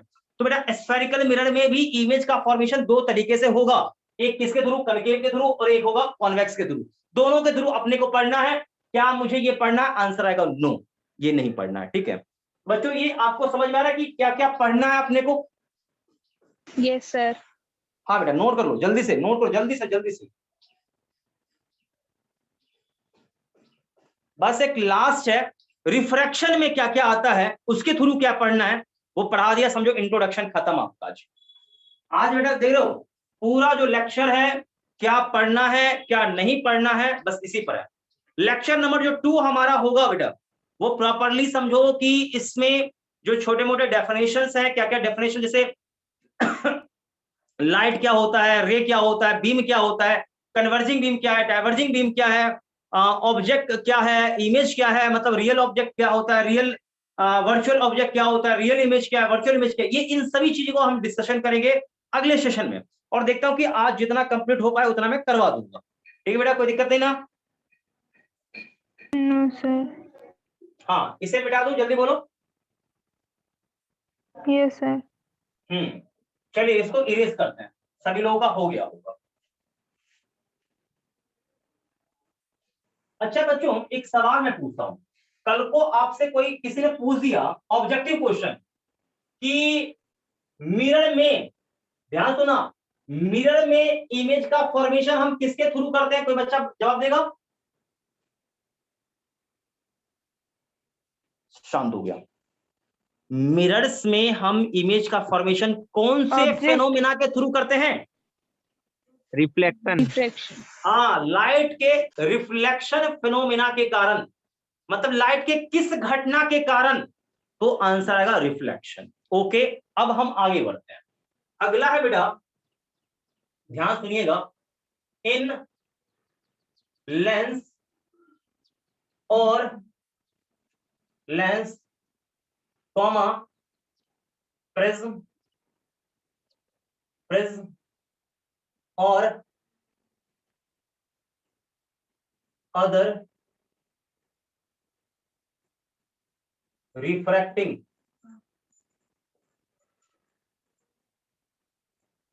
Medium, medium in lens, prism और other medium, image can be formed by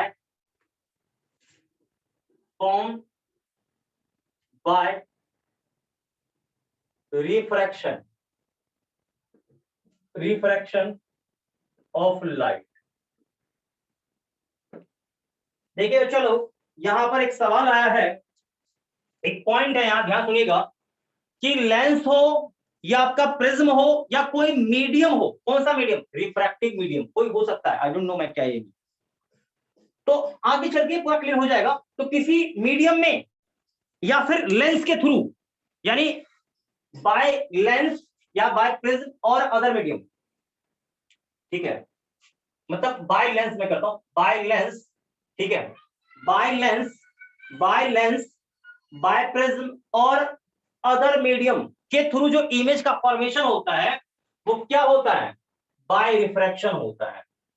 यानी आप समझो कि लेंस के द्वारा या फिर किसी अदर मीडियम के द्वारा जो इमेज का फॉर्मेशन होगा वो क्या होगा?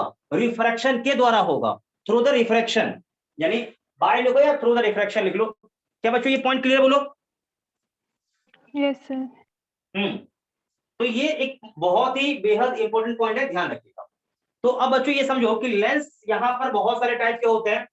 तो एक सवाल आ गया यहां पर, लेंस, ठीक है, तो लेंस बहुत सारे टाइप्स के आपको दिखेंगे। ठीक है, मैं कुछ लेंस यहां पर बना के दिखा देता हूं, आप देख लीजिए थोड़ा सा, ठीक है, क्योंकि ज्यादा इतना तो टाइम है नहीं कि मैं एक एक करके बनाता रहूं, आप बस ये देख लीजिए फॉर्मेलिटी के लिए।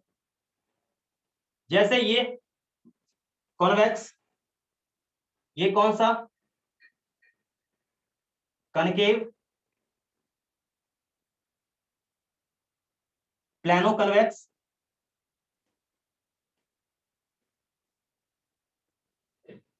प्लानो कनकेव, इस प्रकार के आपको लेंस दिखेंगे। ये 4 प्रकार के लेंस यहां दिखाए, लेकिन बहुत सारे प्रकार के लेंस होते हैं। क्या केवल 4 ही प्रकार के लेंस होते हैं? क्या बोलो बच्चों?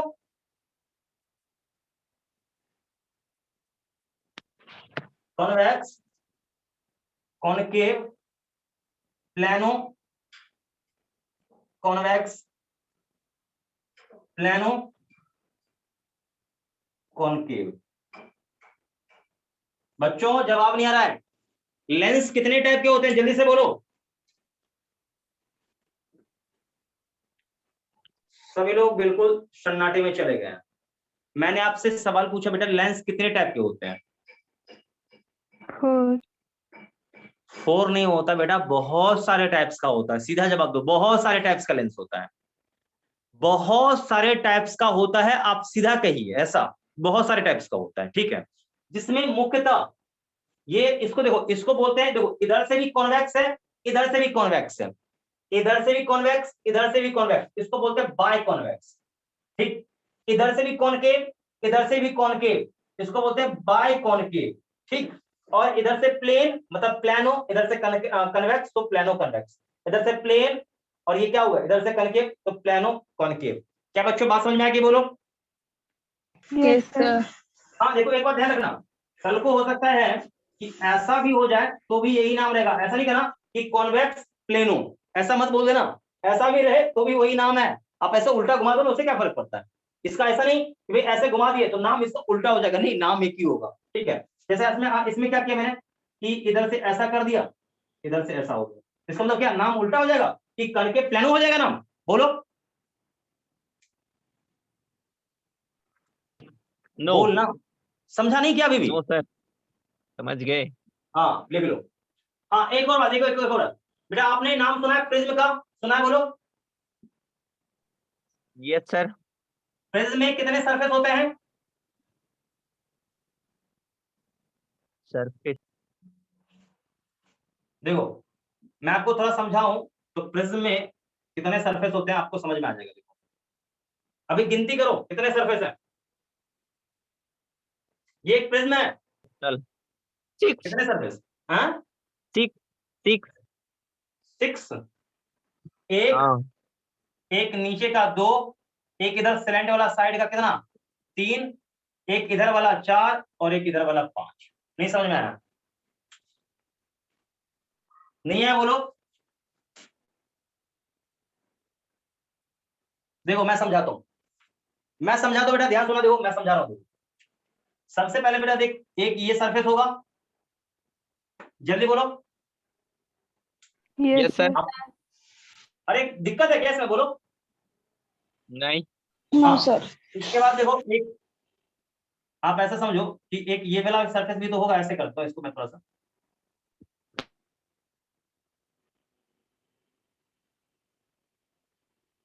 देखो ये वाला सरफेस, ये एक ये हो गया, और एक सरफेस हो गया ये वाला सरफेस, कौन सा बेटा? ये वाला। ऐसा देखो, एक ये वाला तो दिखा दिया ना, एक ये वाला सरफेस,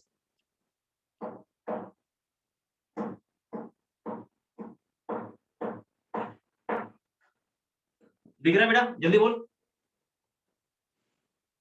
यस सर। उसके बाद एक सरफेस कौन सा होगा? ये वाला सरफेस होगा,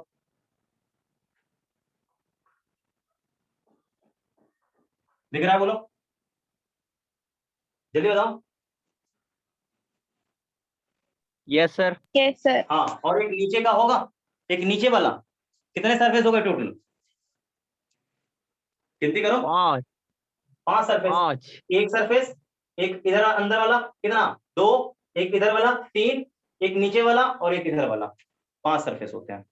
तो नंबर ऑफ सरफेस कितने हो गए? Number of 5। सरफेस, आंसर आएगा 5। ये ध्यान रखिएगा, ठीक है। इसको बोलते हैं प्रिज्म, ठीक। प्रिज्म में भी क्या होता है, रिफ्रैक्शन के थ्रू इमेज बनता है, ये ध्यान रखिएगा। बाकी आगे कहानी हम बाद में देखेंगे ये सब सारी चीज, लेकिन फंडामेंटल मैंने इतना बता दिया है, ठीक है। तो प्रिज्म वगैरह में भी क्या होता है, रिफ्रैक्शन के थ्रू ही इमेज बनता है, यही वास्तविकता है। ये ध्यान रखिएगा, प्रिज्म होता क्या मैंने आपको बता दिया, आपने देख लिया है, ठीक है। ये भी किसी ग्लास का शीशे का बना हुआ होता है। और अब बाकी तो खैर खत्म करिए, इतना ही है, इसमें ज्यादा कुछ खास नहीं है। तो ये सभी लोगों ने नोट कर लिया बेटा, जल्दी बोलो। Yes sir. अब आपसे मैं सवाल पूछूंगा, ठीक। सवाल अब शुरू होगा। देखिए सबसे पहले बेटा कि ऑप्टिक्स में स्टडी क्या करते हैं, सभी लोगों का जवाब सर लाइट की स्टडी करते हैं। लाइट की स्टडी। ओके, लाइट का स्टडी करते हैं। जैसे कौन कौन सा स्टडी, क्या क्या स्टडी करते हैं, बोलो।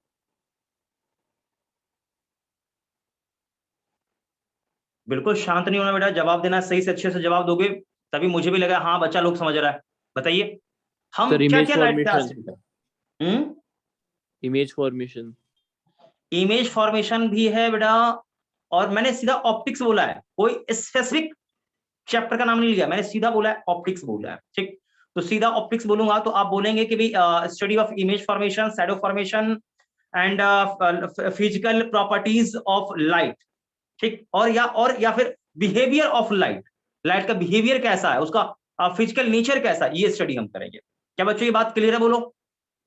Yes sir. अब कैटेगराइज करते हैं, तो ऑप्टिक्स को दो पार्ट में कैटेगराइज करते हैं। एक कौन सा आ गया, ज्योमेट्रिकल ऑप्टिक्स, और एक आता है फिजिकल ऑप्टिक्स। समझ में आ रहा है, बोलो। Geometrical, physical, geometrical, Yes, sir. Physical. तो बेटा ज्योमेट्रिकल ऑप्टिक्स में क्या स्टडी करते हैं? Sir ray optics. Study of बेटा सुनना सुनो, देख रे Application of- ऑप्टिक्स, सुनो मेरी बात को, सुनो एक सेकंड। देख रे ऑप्टिक्स या फिर ज्योमेट्रिकल ऑप्टिक्स एक ही चीज है कि अलग अलग, जैसे होता ना कि देखो बाहर किसी लड़के का नाम क्या होता है, वे उसका रमेश सुरेश जो भी नाम हो, लेकिन घर में नाम क्या होता है, चिंटू, छोटू, टिंगू, पिंगू, ऐसा नाम नहीं रहता क्या? बोल, बताओ। Yes yes sir. एक ही इंसान का क्या दो नाम होता है या नहीं होता, बस मुझे ही बताओ। सर होता होता है। है।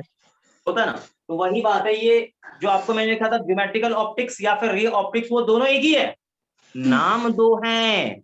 नहीं आया समझ में? एक ही है, नाम दो है। आया बात समझ में, बोलो। Yes sir. बिल्कुल बिल्कुल, ध्यान रखिएगा। अब बेटा मुझे ये बताओ, ठीक है, इससे हम थोड़ा सा आगे बढ़े, ठीक है, इससे आगे बढ़े। तो एक सवाल ये आया कि भाई ये ज्योमेट्रिकल ऑप्टिक्स या फिर रे ऑप्टिक्स में स्टडी क्या करते हैं, बताइए।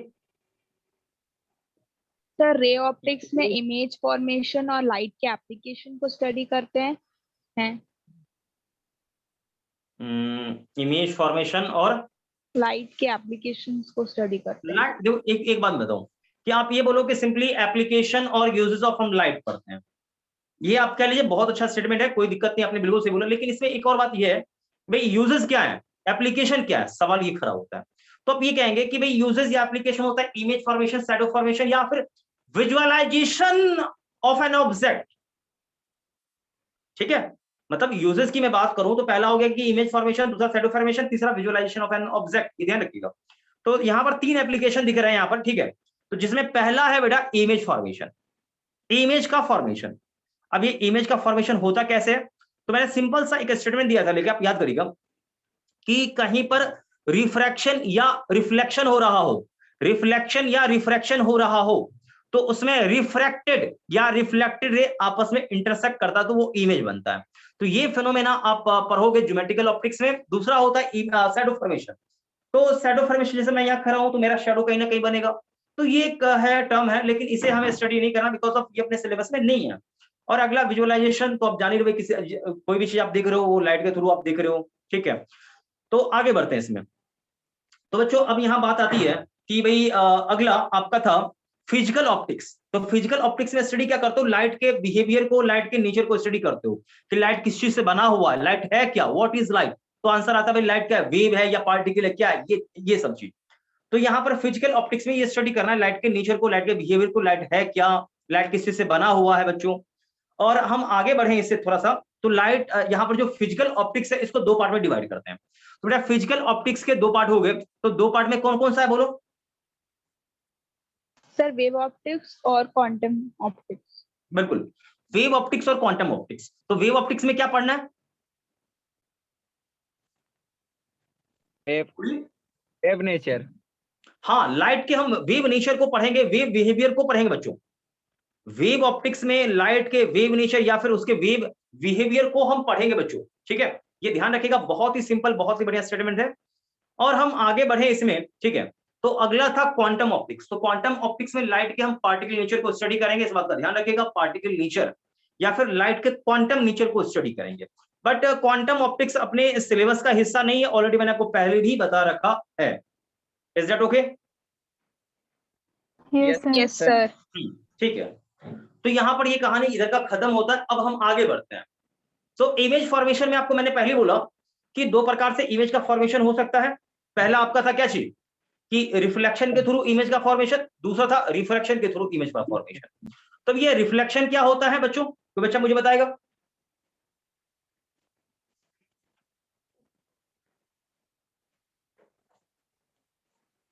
रिफ्लेक्शन क्या होता है? देखिए मैं बोल रहा हूं बच्चों कि कोई प्लेन सरफेस है जिस पर लाइट गिरा, लाइट क्या हुआ, गिरने के बाद सेम उसी मीडियम में वापस आता है, इसको बोलते हैं रिफ्लेक्शन। क्या बोलते हैं? रिफ्लेक्शन कहते हैं।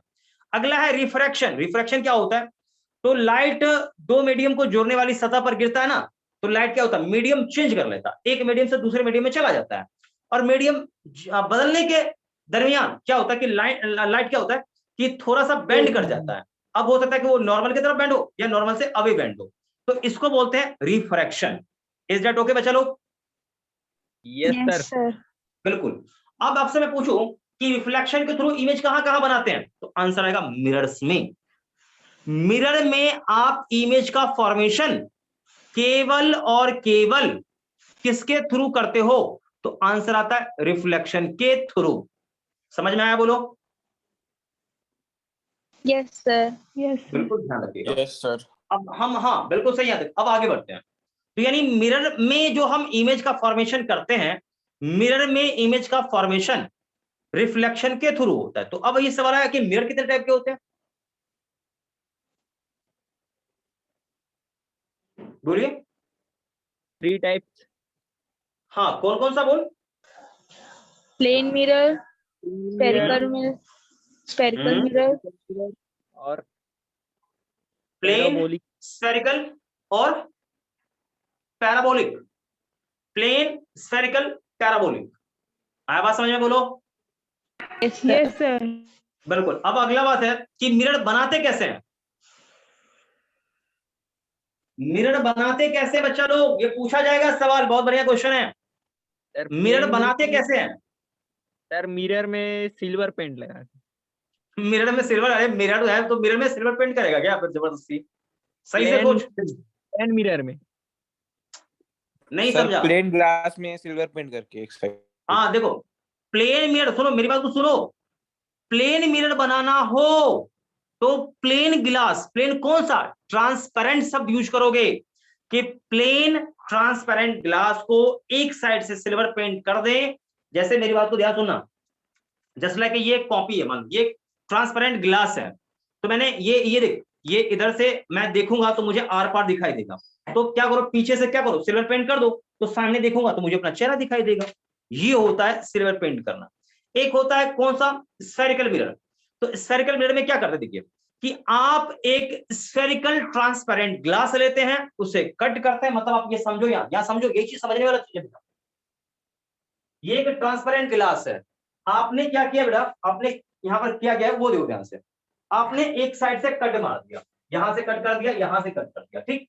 तो देखो यहां पर ये भी एक ट्रांसपेरेंट ग्लास है, ये भी ट्रांसपेरेंट ग्लास है, बट ये एक स्फेरिकल ग्लास का, स्फेरिकल ट्रांसपेरेंट ग्लास का हिस्सा है, ठीक है। तो आपने इधर से पेंट कर दिया, तो ये क्या बन गया, क्या बन गया, एक स्फेरिकल मिरर बना, लेकिन कौन सा, कॉन्वेक्स वाला। और आपने फिर क्या किया, यहां पर इसको देखा सही से भाई, आपने इधर से इसको सिल्वर पेंट कर दिया, तो ये एक स्फेरिकल मिरर है, लेकिन कौन सा, कनकेव वाला। समझ में आई बात, बोलो। Yes sir. तो मिरर बनाते कैसे हैं, तो आंसर आएगा ट्रांसपेरेंट ग्लास को सिल्वर पेंट करते हैं तो मिरर बनता है। समझ में आया, बोलो। Yes sir. हाँ ओके होना चाहिए, ठीक। तो मिरर का कहानी खत्म, ये सब कुछ हो गया। अब एक सवाल मैं ऐसी बस जनरल में पूछ रहा हूं बेटा, आपने 12th भी इवन पास कर लिया है, तो एक सवाल है कि बेटा मुझे ये बताओ, मुझे ये बताओ कि लेंस क्या होता है, लेंस क्या होता है, देखो लेंस क्या होता है, एक ट्रांसपेरेंट मीडियम होता है, ट्रांसपेरेंट आर पार देख सकते हो, लेकिन ये लेंस को डिफाइन कैसे करें, देख तो हम प्लेन शीशे के गिलास से भी देख सकते हैं, वो भी एक मीडियम है, शीशे का गिलास प्लेन है, उससे भी देख सकते हैं। क्या वो एक लेंस है? लेंस का डेफिनेशन, लेंस को डिफाइन कैसे करें? तो सरफेस बच्चा मुझे बता सकता है? सरफेस के अनुसार। हाँ बताओ।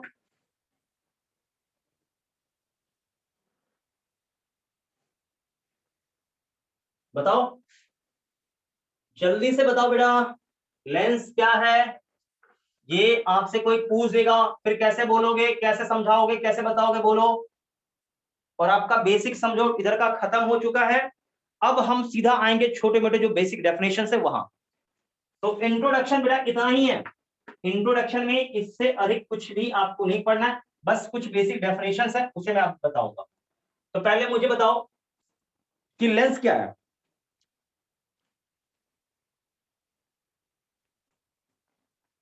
देखो नीचे लाइन लिख लो बेटा, लेंस इज, लिख लो भूल जाओगे, lens is an optical transparent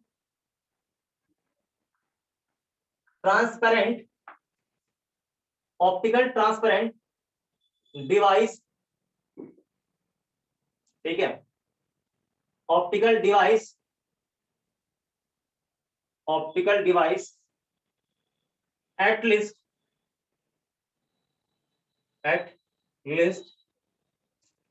one surface, at least one surface curve,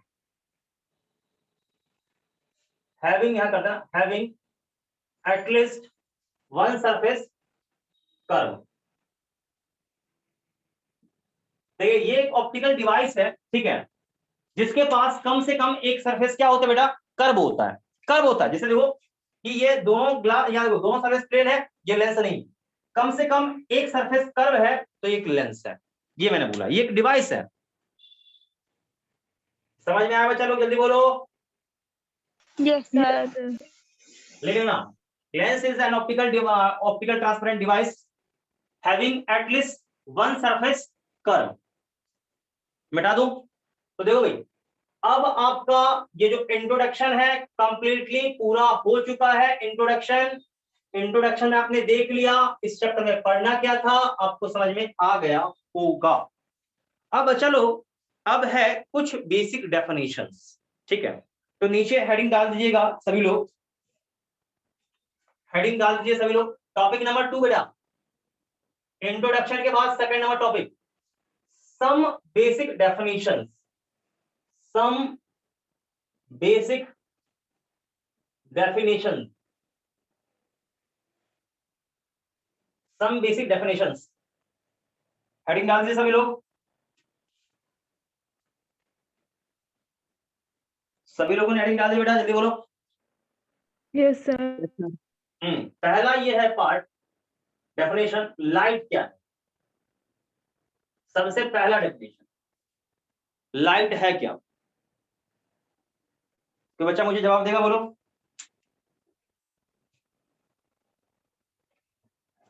जल्दी बताओ, लाइट है क्या?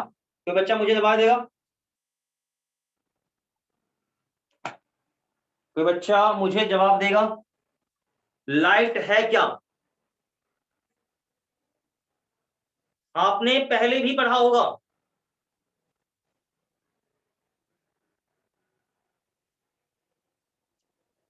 देखिए आपने पहले भी पढ़ा होगा, बहुत सारे इसके बारे में पढ़ा होगा, डेफिनेशन वगैरह। तो एकदम सिंपल सा डेफिनेशन मैं पूछ रहा हूं आपसे कि लाइट है क्या? कोई बच्चा मुझे जवाब देगा, जल्दी से बताओ।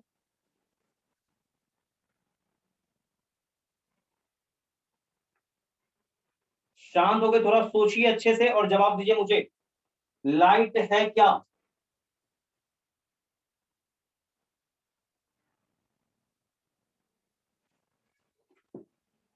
चलिए नीचे लिखिए, नीचे डेफिनेशन लिखिए बेटा, light is, light is an electromagnetic waves, light is an electromagnetic radiation, लिखो इलेक्ट्रोमैग्नेटिक रेडिएशन और wave, light is an electromagnetic radiation और वेव,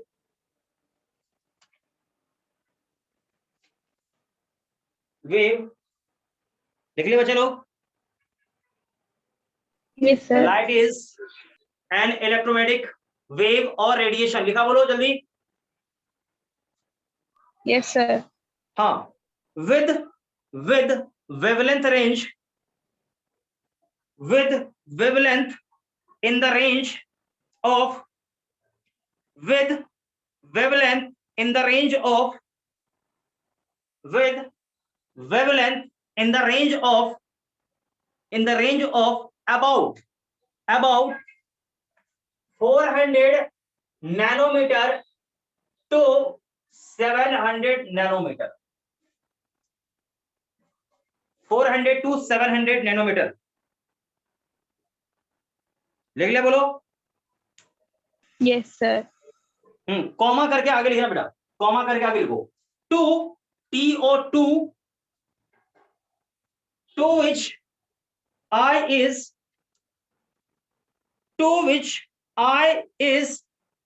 sensitive,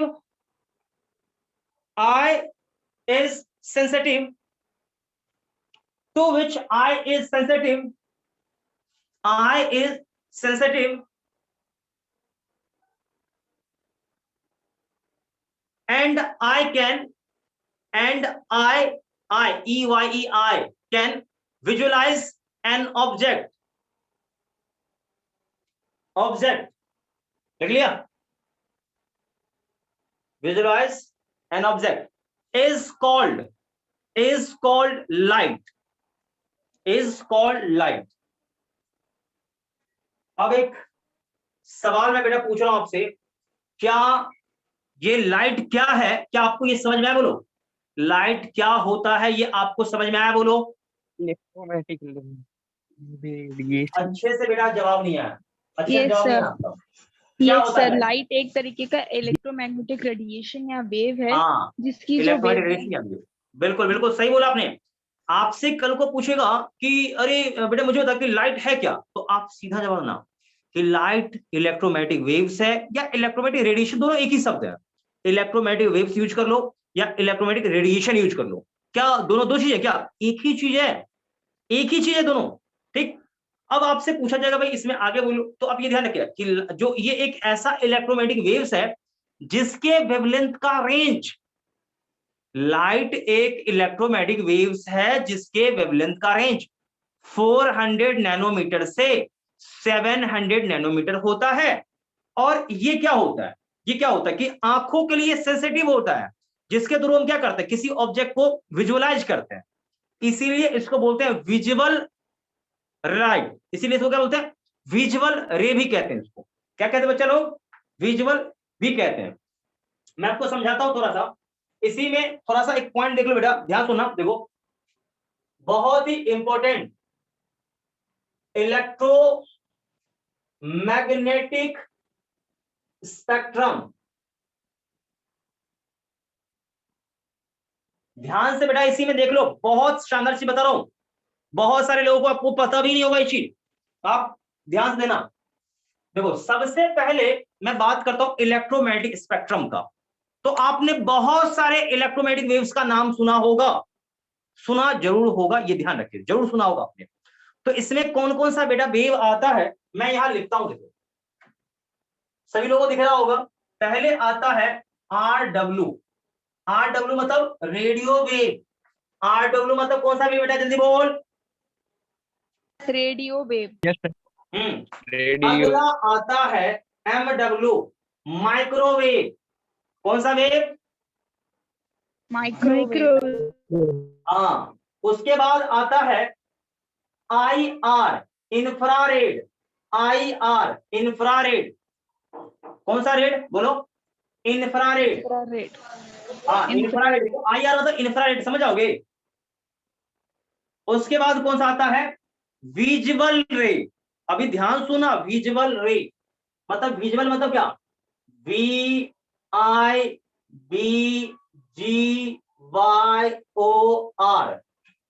मतलब ये विजुअल रे इसको बोलते हैं, विजुअल रे मतलब दृश्य प्रकाश, जिसे आप देख सकते हो, विजुअल रे। इसके बाद आता है बेटा UV, अल्ट्रावायलेट, इसके बाद एक्स रे, इसके बाद क्या चीज, गामा रे,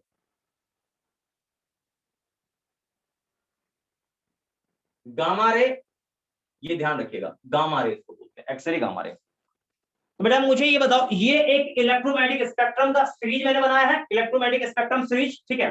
तो जिसमें सबसे पहले कौन आता है, जल्दी से बोलो। Radio wave. सभी लोगों का जवाब नहीं है, क्या मैं पूरा नाम लिख दूं, बोलो।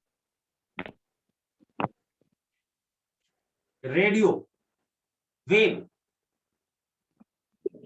माइक्रोवेव, इंफ्रारेड, इंफ्रारेड, ठीक। ये तो विजुअल है, आप समझ ही रहे हो। Violet, indigo, blue, green, yellow, orange, red. ये क्या है, ultra violet, ultra ultra violet, ठीक। ये एक्सरे तो सब जान ही रहो, गामा रे जान ही रहो। बेटा मुझे बताओ कि यहाँ पर इलेक्ट्रोमैग्नेटिक स्पेक्ट्रम के सीरीज में सबसे पहला कौन सा वेव आता है, जल्दी बोलो। रेडियो वेव, उसके बाद, माइक्रोवेव, उसके बाद इंफ्रारेड इंफ्रारेड वेव, नहीं है, इंफ्रा, इंफ्रा, आई एन, मैंने आई एन एन छोड़ दिया है, आई एन, इंफ्रारेड। क्या लिखा बेटा, जल्दी बोल। Infrared, infra, I N F R A, infra, R E D red, infrared, ठीक। अगला विजुअल, विजुअल रे में कितने कलर हैं, देखो गौर से। 3 7 7। 7, बिल्कुल, 7 7 बिल्कुल। उसका अल्ट्रावायलेट है, एक्सरे है, गामा रे। अब आप ये समझिए, ये सारे इलेक्ट्रोमैग्नेटिक वेव्स हैं। आपने लाइट किसे बोला, आपने लाइट केवल इसे बोला है, किसको बोला है, लाइट, ठीक है।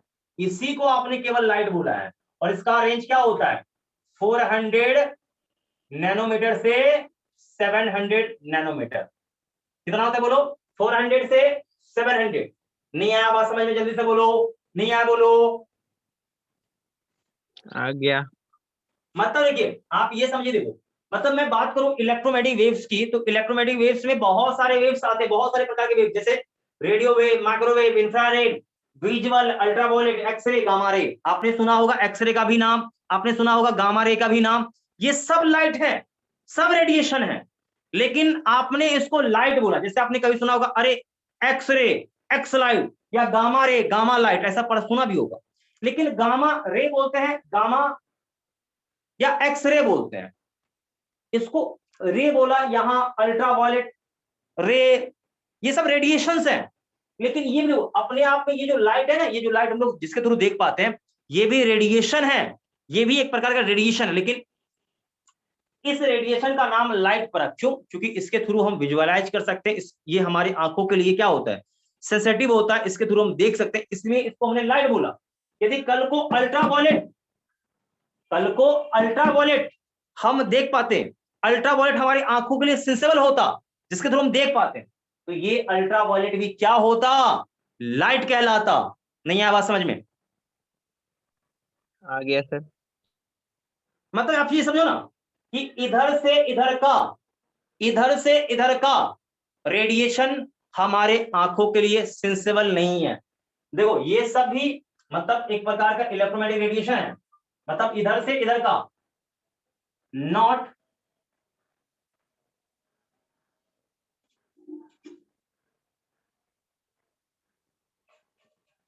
फॉर आई,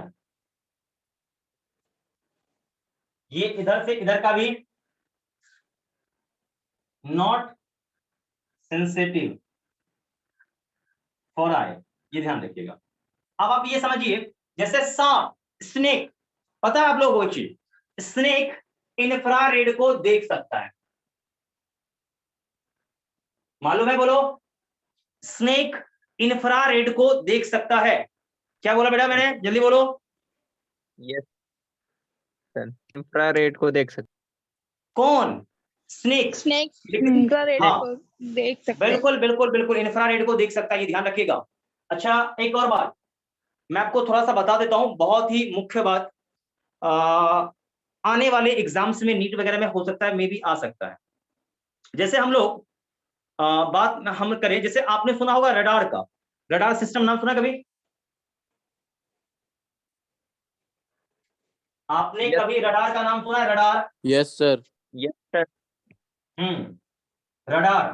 तो रडार बेसिकली कौन से फ्रीक्वेंसी पर, कौन से वेव पर ऑपरेट होता है? तो रेडियो वेव पर, ध्यान रखिएगा। अच्छा, मोबाइल कम्युनिकेशन कहां पर होता है?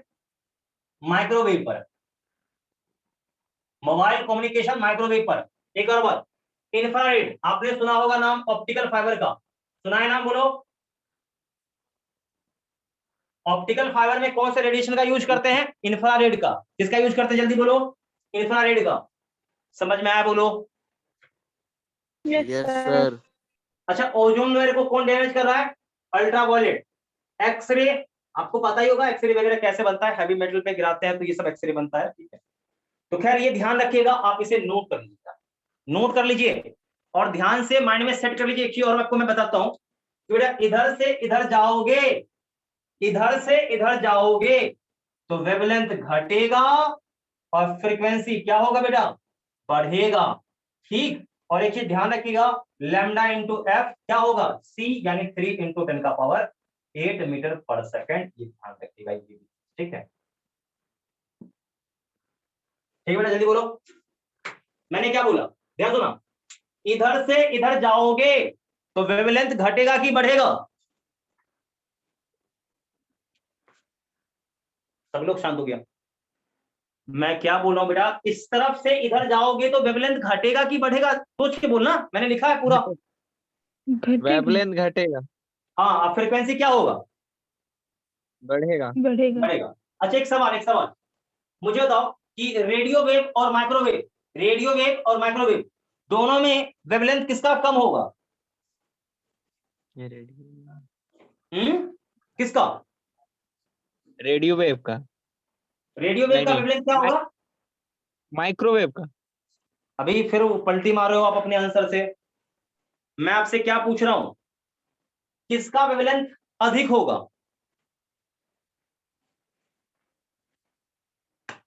किसका वेवलेंथ अधिक होगा? आप जल्दी बोलो। रेडियो वेवलेंथ का अधिक होगा। हाँ, रेडियो का सबसे ज्यादा, उससे कम इसका, उससे भी कम इसका, उससे भी कम इसका, फिर से भी कम, कम कम कम। अब एक सवाल, रेड और वॉयलेट, रेड और वॉयलेट दोनों में सबसे कम वेवलेंथ किसका होगा? रेड और वॉयलेट में सबसे कम किसका? वायलेट। हाँ, वॉयलेट का सबसे कम होगा, ध्यान रख लीजिए।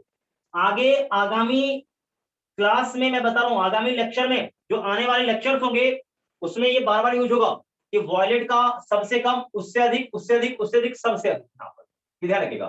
तो रेड और वॉयलेट की बात करूं तो रेड का सबसे अधिक और वॉयलेट का सबसे कम, उससे भी कम इसका, उससे भी कम इसका, उससे भी कम इसका।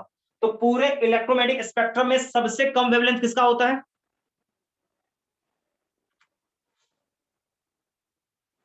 जल्दी बताइए। वायलेट। वायलेट। सबसे कम किसका होता है पूरे इलेक्ट्रोमैग्नेटिक स्पेक्ट्रम में? सबसे कम किसका गामा होता है? मैंने ये रेस। बोला। हाँ, गामा गामा रे रे। है, ये ध्यान रखिएगा, ठीक है। और सबसे खतरनाक कौन होता है? गामा रे होता है। सबसे खतरनाक कौन होता है? गामा रे, ये ध्यान रखिएगा। मोस्ट डेंजरस रे कौन है? Gamma ray. गामा रेडिएशन बहुत ही खतरनाक होता है, आपने सुना भी पहले होगा बच्चों, सुना था पहले? क्या बोलो, जवाब नहीं आप लोग आया। Yes gamma sir. रेडिएशन, बिल्कुल ध्यान रखिएगा, ठीक है बेटा। तो खैर ये तो हो गया खत्म कहानी, ठीक है। तो यहां पर मैंने आपको बता दिया, तो आप नीचे लिख लीजिएगा इलेक्ट्रोमैग्नेटिक स्पेक्ट्रम, हेडिंग डालिए इलेक्ट्रोमैग्नेटिक स्पेक्ट्रम, और ये पूरा नोट लीजिए अच्छे से। हाँ, एक बार, रडार में कौन सा वेव? Radio wave. मोबाइल में कौन सा वेव? माइक्रोवेव। ऑप्टिकल फाइबर में कौन सा? इंफ्रारेड। ये सब ध्यान नोट अच्छे से करूंगा। अच्छा, एक बात, एक और बात, जिस लाइट को हम देख सकते हैं, जो हमारे आंखों के लिए विजुअल है, वो कौन है? Violet, indigo, blue, green, yellow, orange, red. अच्छा, एक और बात, विजुअल लाइट, विजुअल लाइट का वेवलेंथ का रेंज क्या है? 400 नैनोमीटर से लेकर 700 नैनोमीटर, याद रहेगा? बोलो। यस। नोट करो बेटा, अच्छे से नोट करना। मैं बता रहा हूं आपको कि इतना ध्यान रखिए, हो सकता है जितना मैंने पढ़ा ना, इससे एक क्वेश्चन जरूर आ जाए, श्योर आ जाए ऐसा। इसलिए अच्छे से इसको नोट कर लीजिए। पिछले क्लासों में, ये जो पिछले क्लास में कह रहा हूं कि पिछले जो नीट के एग्जाम हुए उसमें इस पर क्वेश्चन आए हुए हैं। आप प्रीवियस ईयर के पेपर देखेंगे, आपको पता चल जाएगा। इसलिए इसको अच्छे से नोट कर लीजिए, अच्छे से।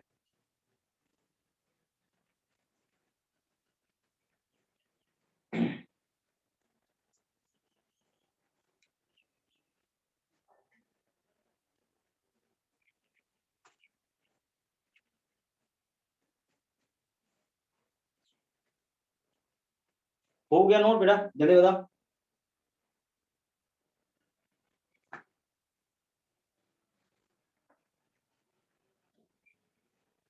बहुत ही इंपॉर्टेंट पॉइंट ये सब सारे चीजें, बहुत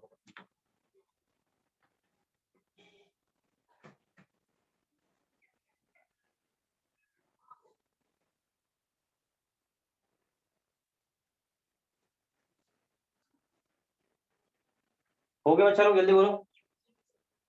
यस सर। इसको इरेज करते हैं। सर तो ये तो खैर आप लोगों का हो गया हुआ लोग, इसको इरेज करते हैं। देखो तो छोटे छोटे डेफिनेशंस वगैरह इस पर आपको देखने को मिलेगा, आप चिंता नहीं करिए, ठीक है। अब इसके बाद देखो आपने ये देख लिया, एक पॉइंट और बेटा मैं आपको लिख ही देता हूँ, हो सकता है आपको दिक्कत कहीं हो, ठीक है। अभी एक पॉइंट और आप देख लीजिएगा, इतना देखो डिटेल से जब हम पढ़ ही रहे ना, तो एक एक चीज डिटेल से अच्छे से पढ़ेंगे ऑप्टिक्स को, एकदम एक एक पॉइंट कुछ नहीं छोड़ना है, बहुत एकदम अच्छे से दिखना सब। देखो एक बात और बच्चों, एक छोटा सवाल, वैक्यूम में स्पीड ऑफ इलेक्ट्रोमैग्नेटिक वेव्स और रेडिएशन, इलेक्ट्रोमैग्नेटिक वेव्स और लाइट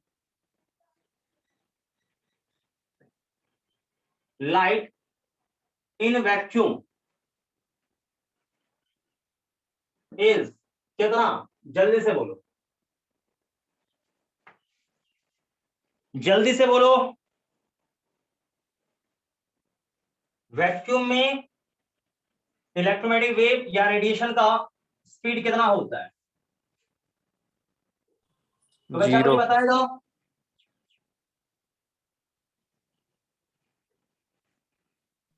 क्या आप लोग शांत है बिल्कुल? जल्दी बोलो दीपक, कुछ जवाब दोगे इस पे लेके, बोलो।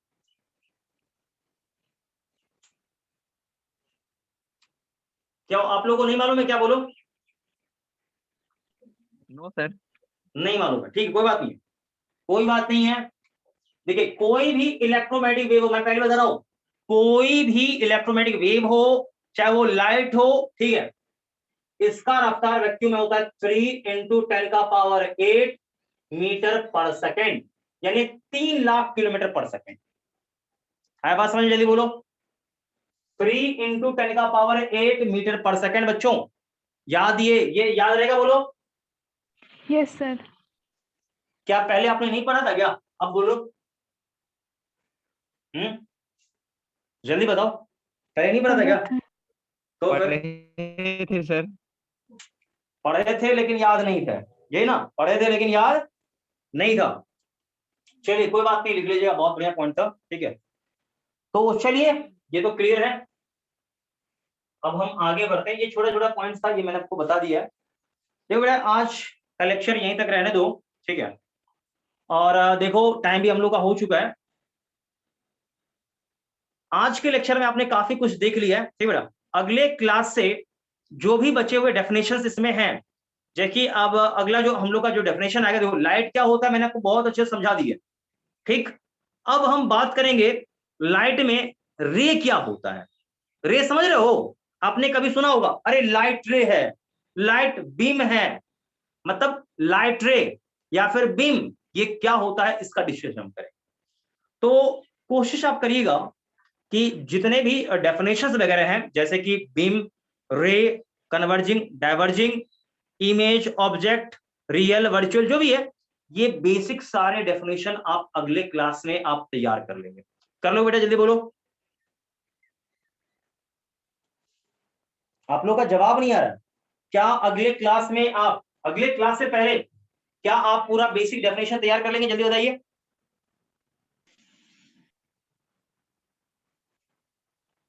क्या हुआ, जवाब नहीं आ रहा? हाँ कर, बिल्कुल बिल्कुल बिल्कुल, आप अच्छे से कर लीजिए बेटा, ठीक है।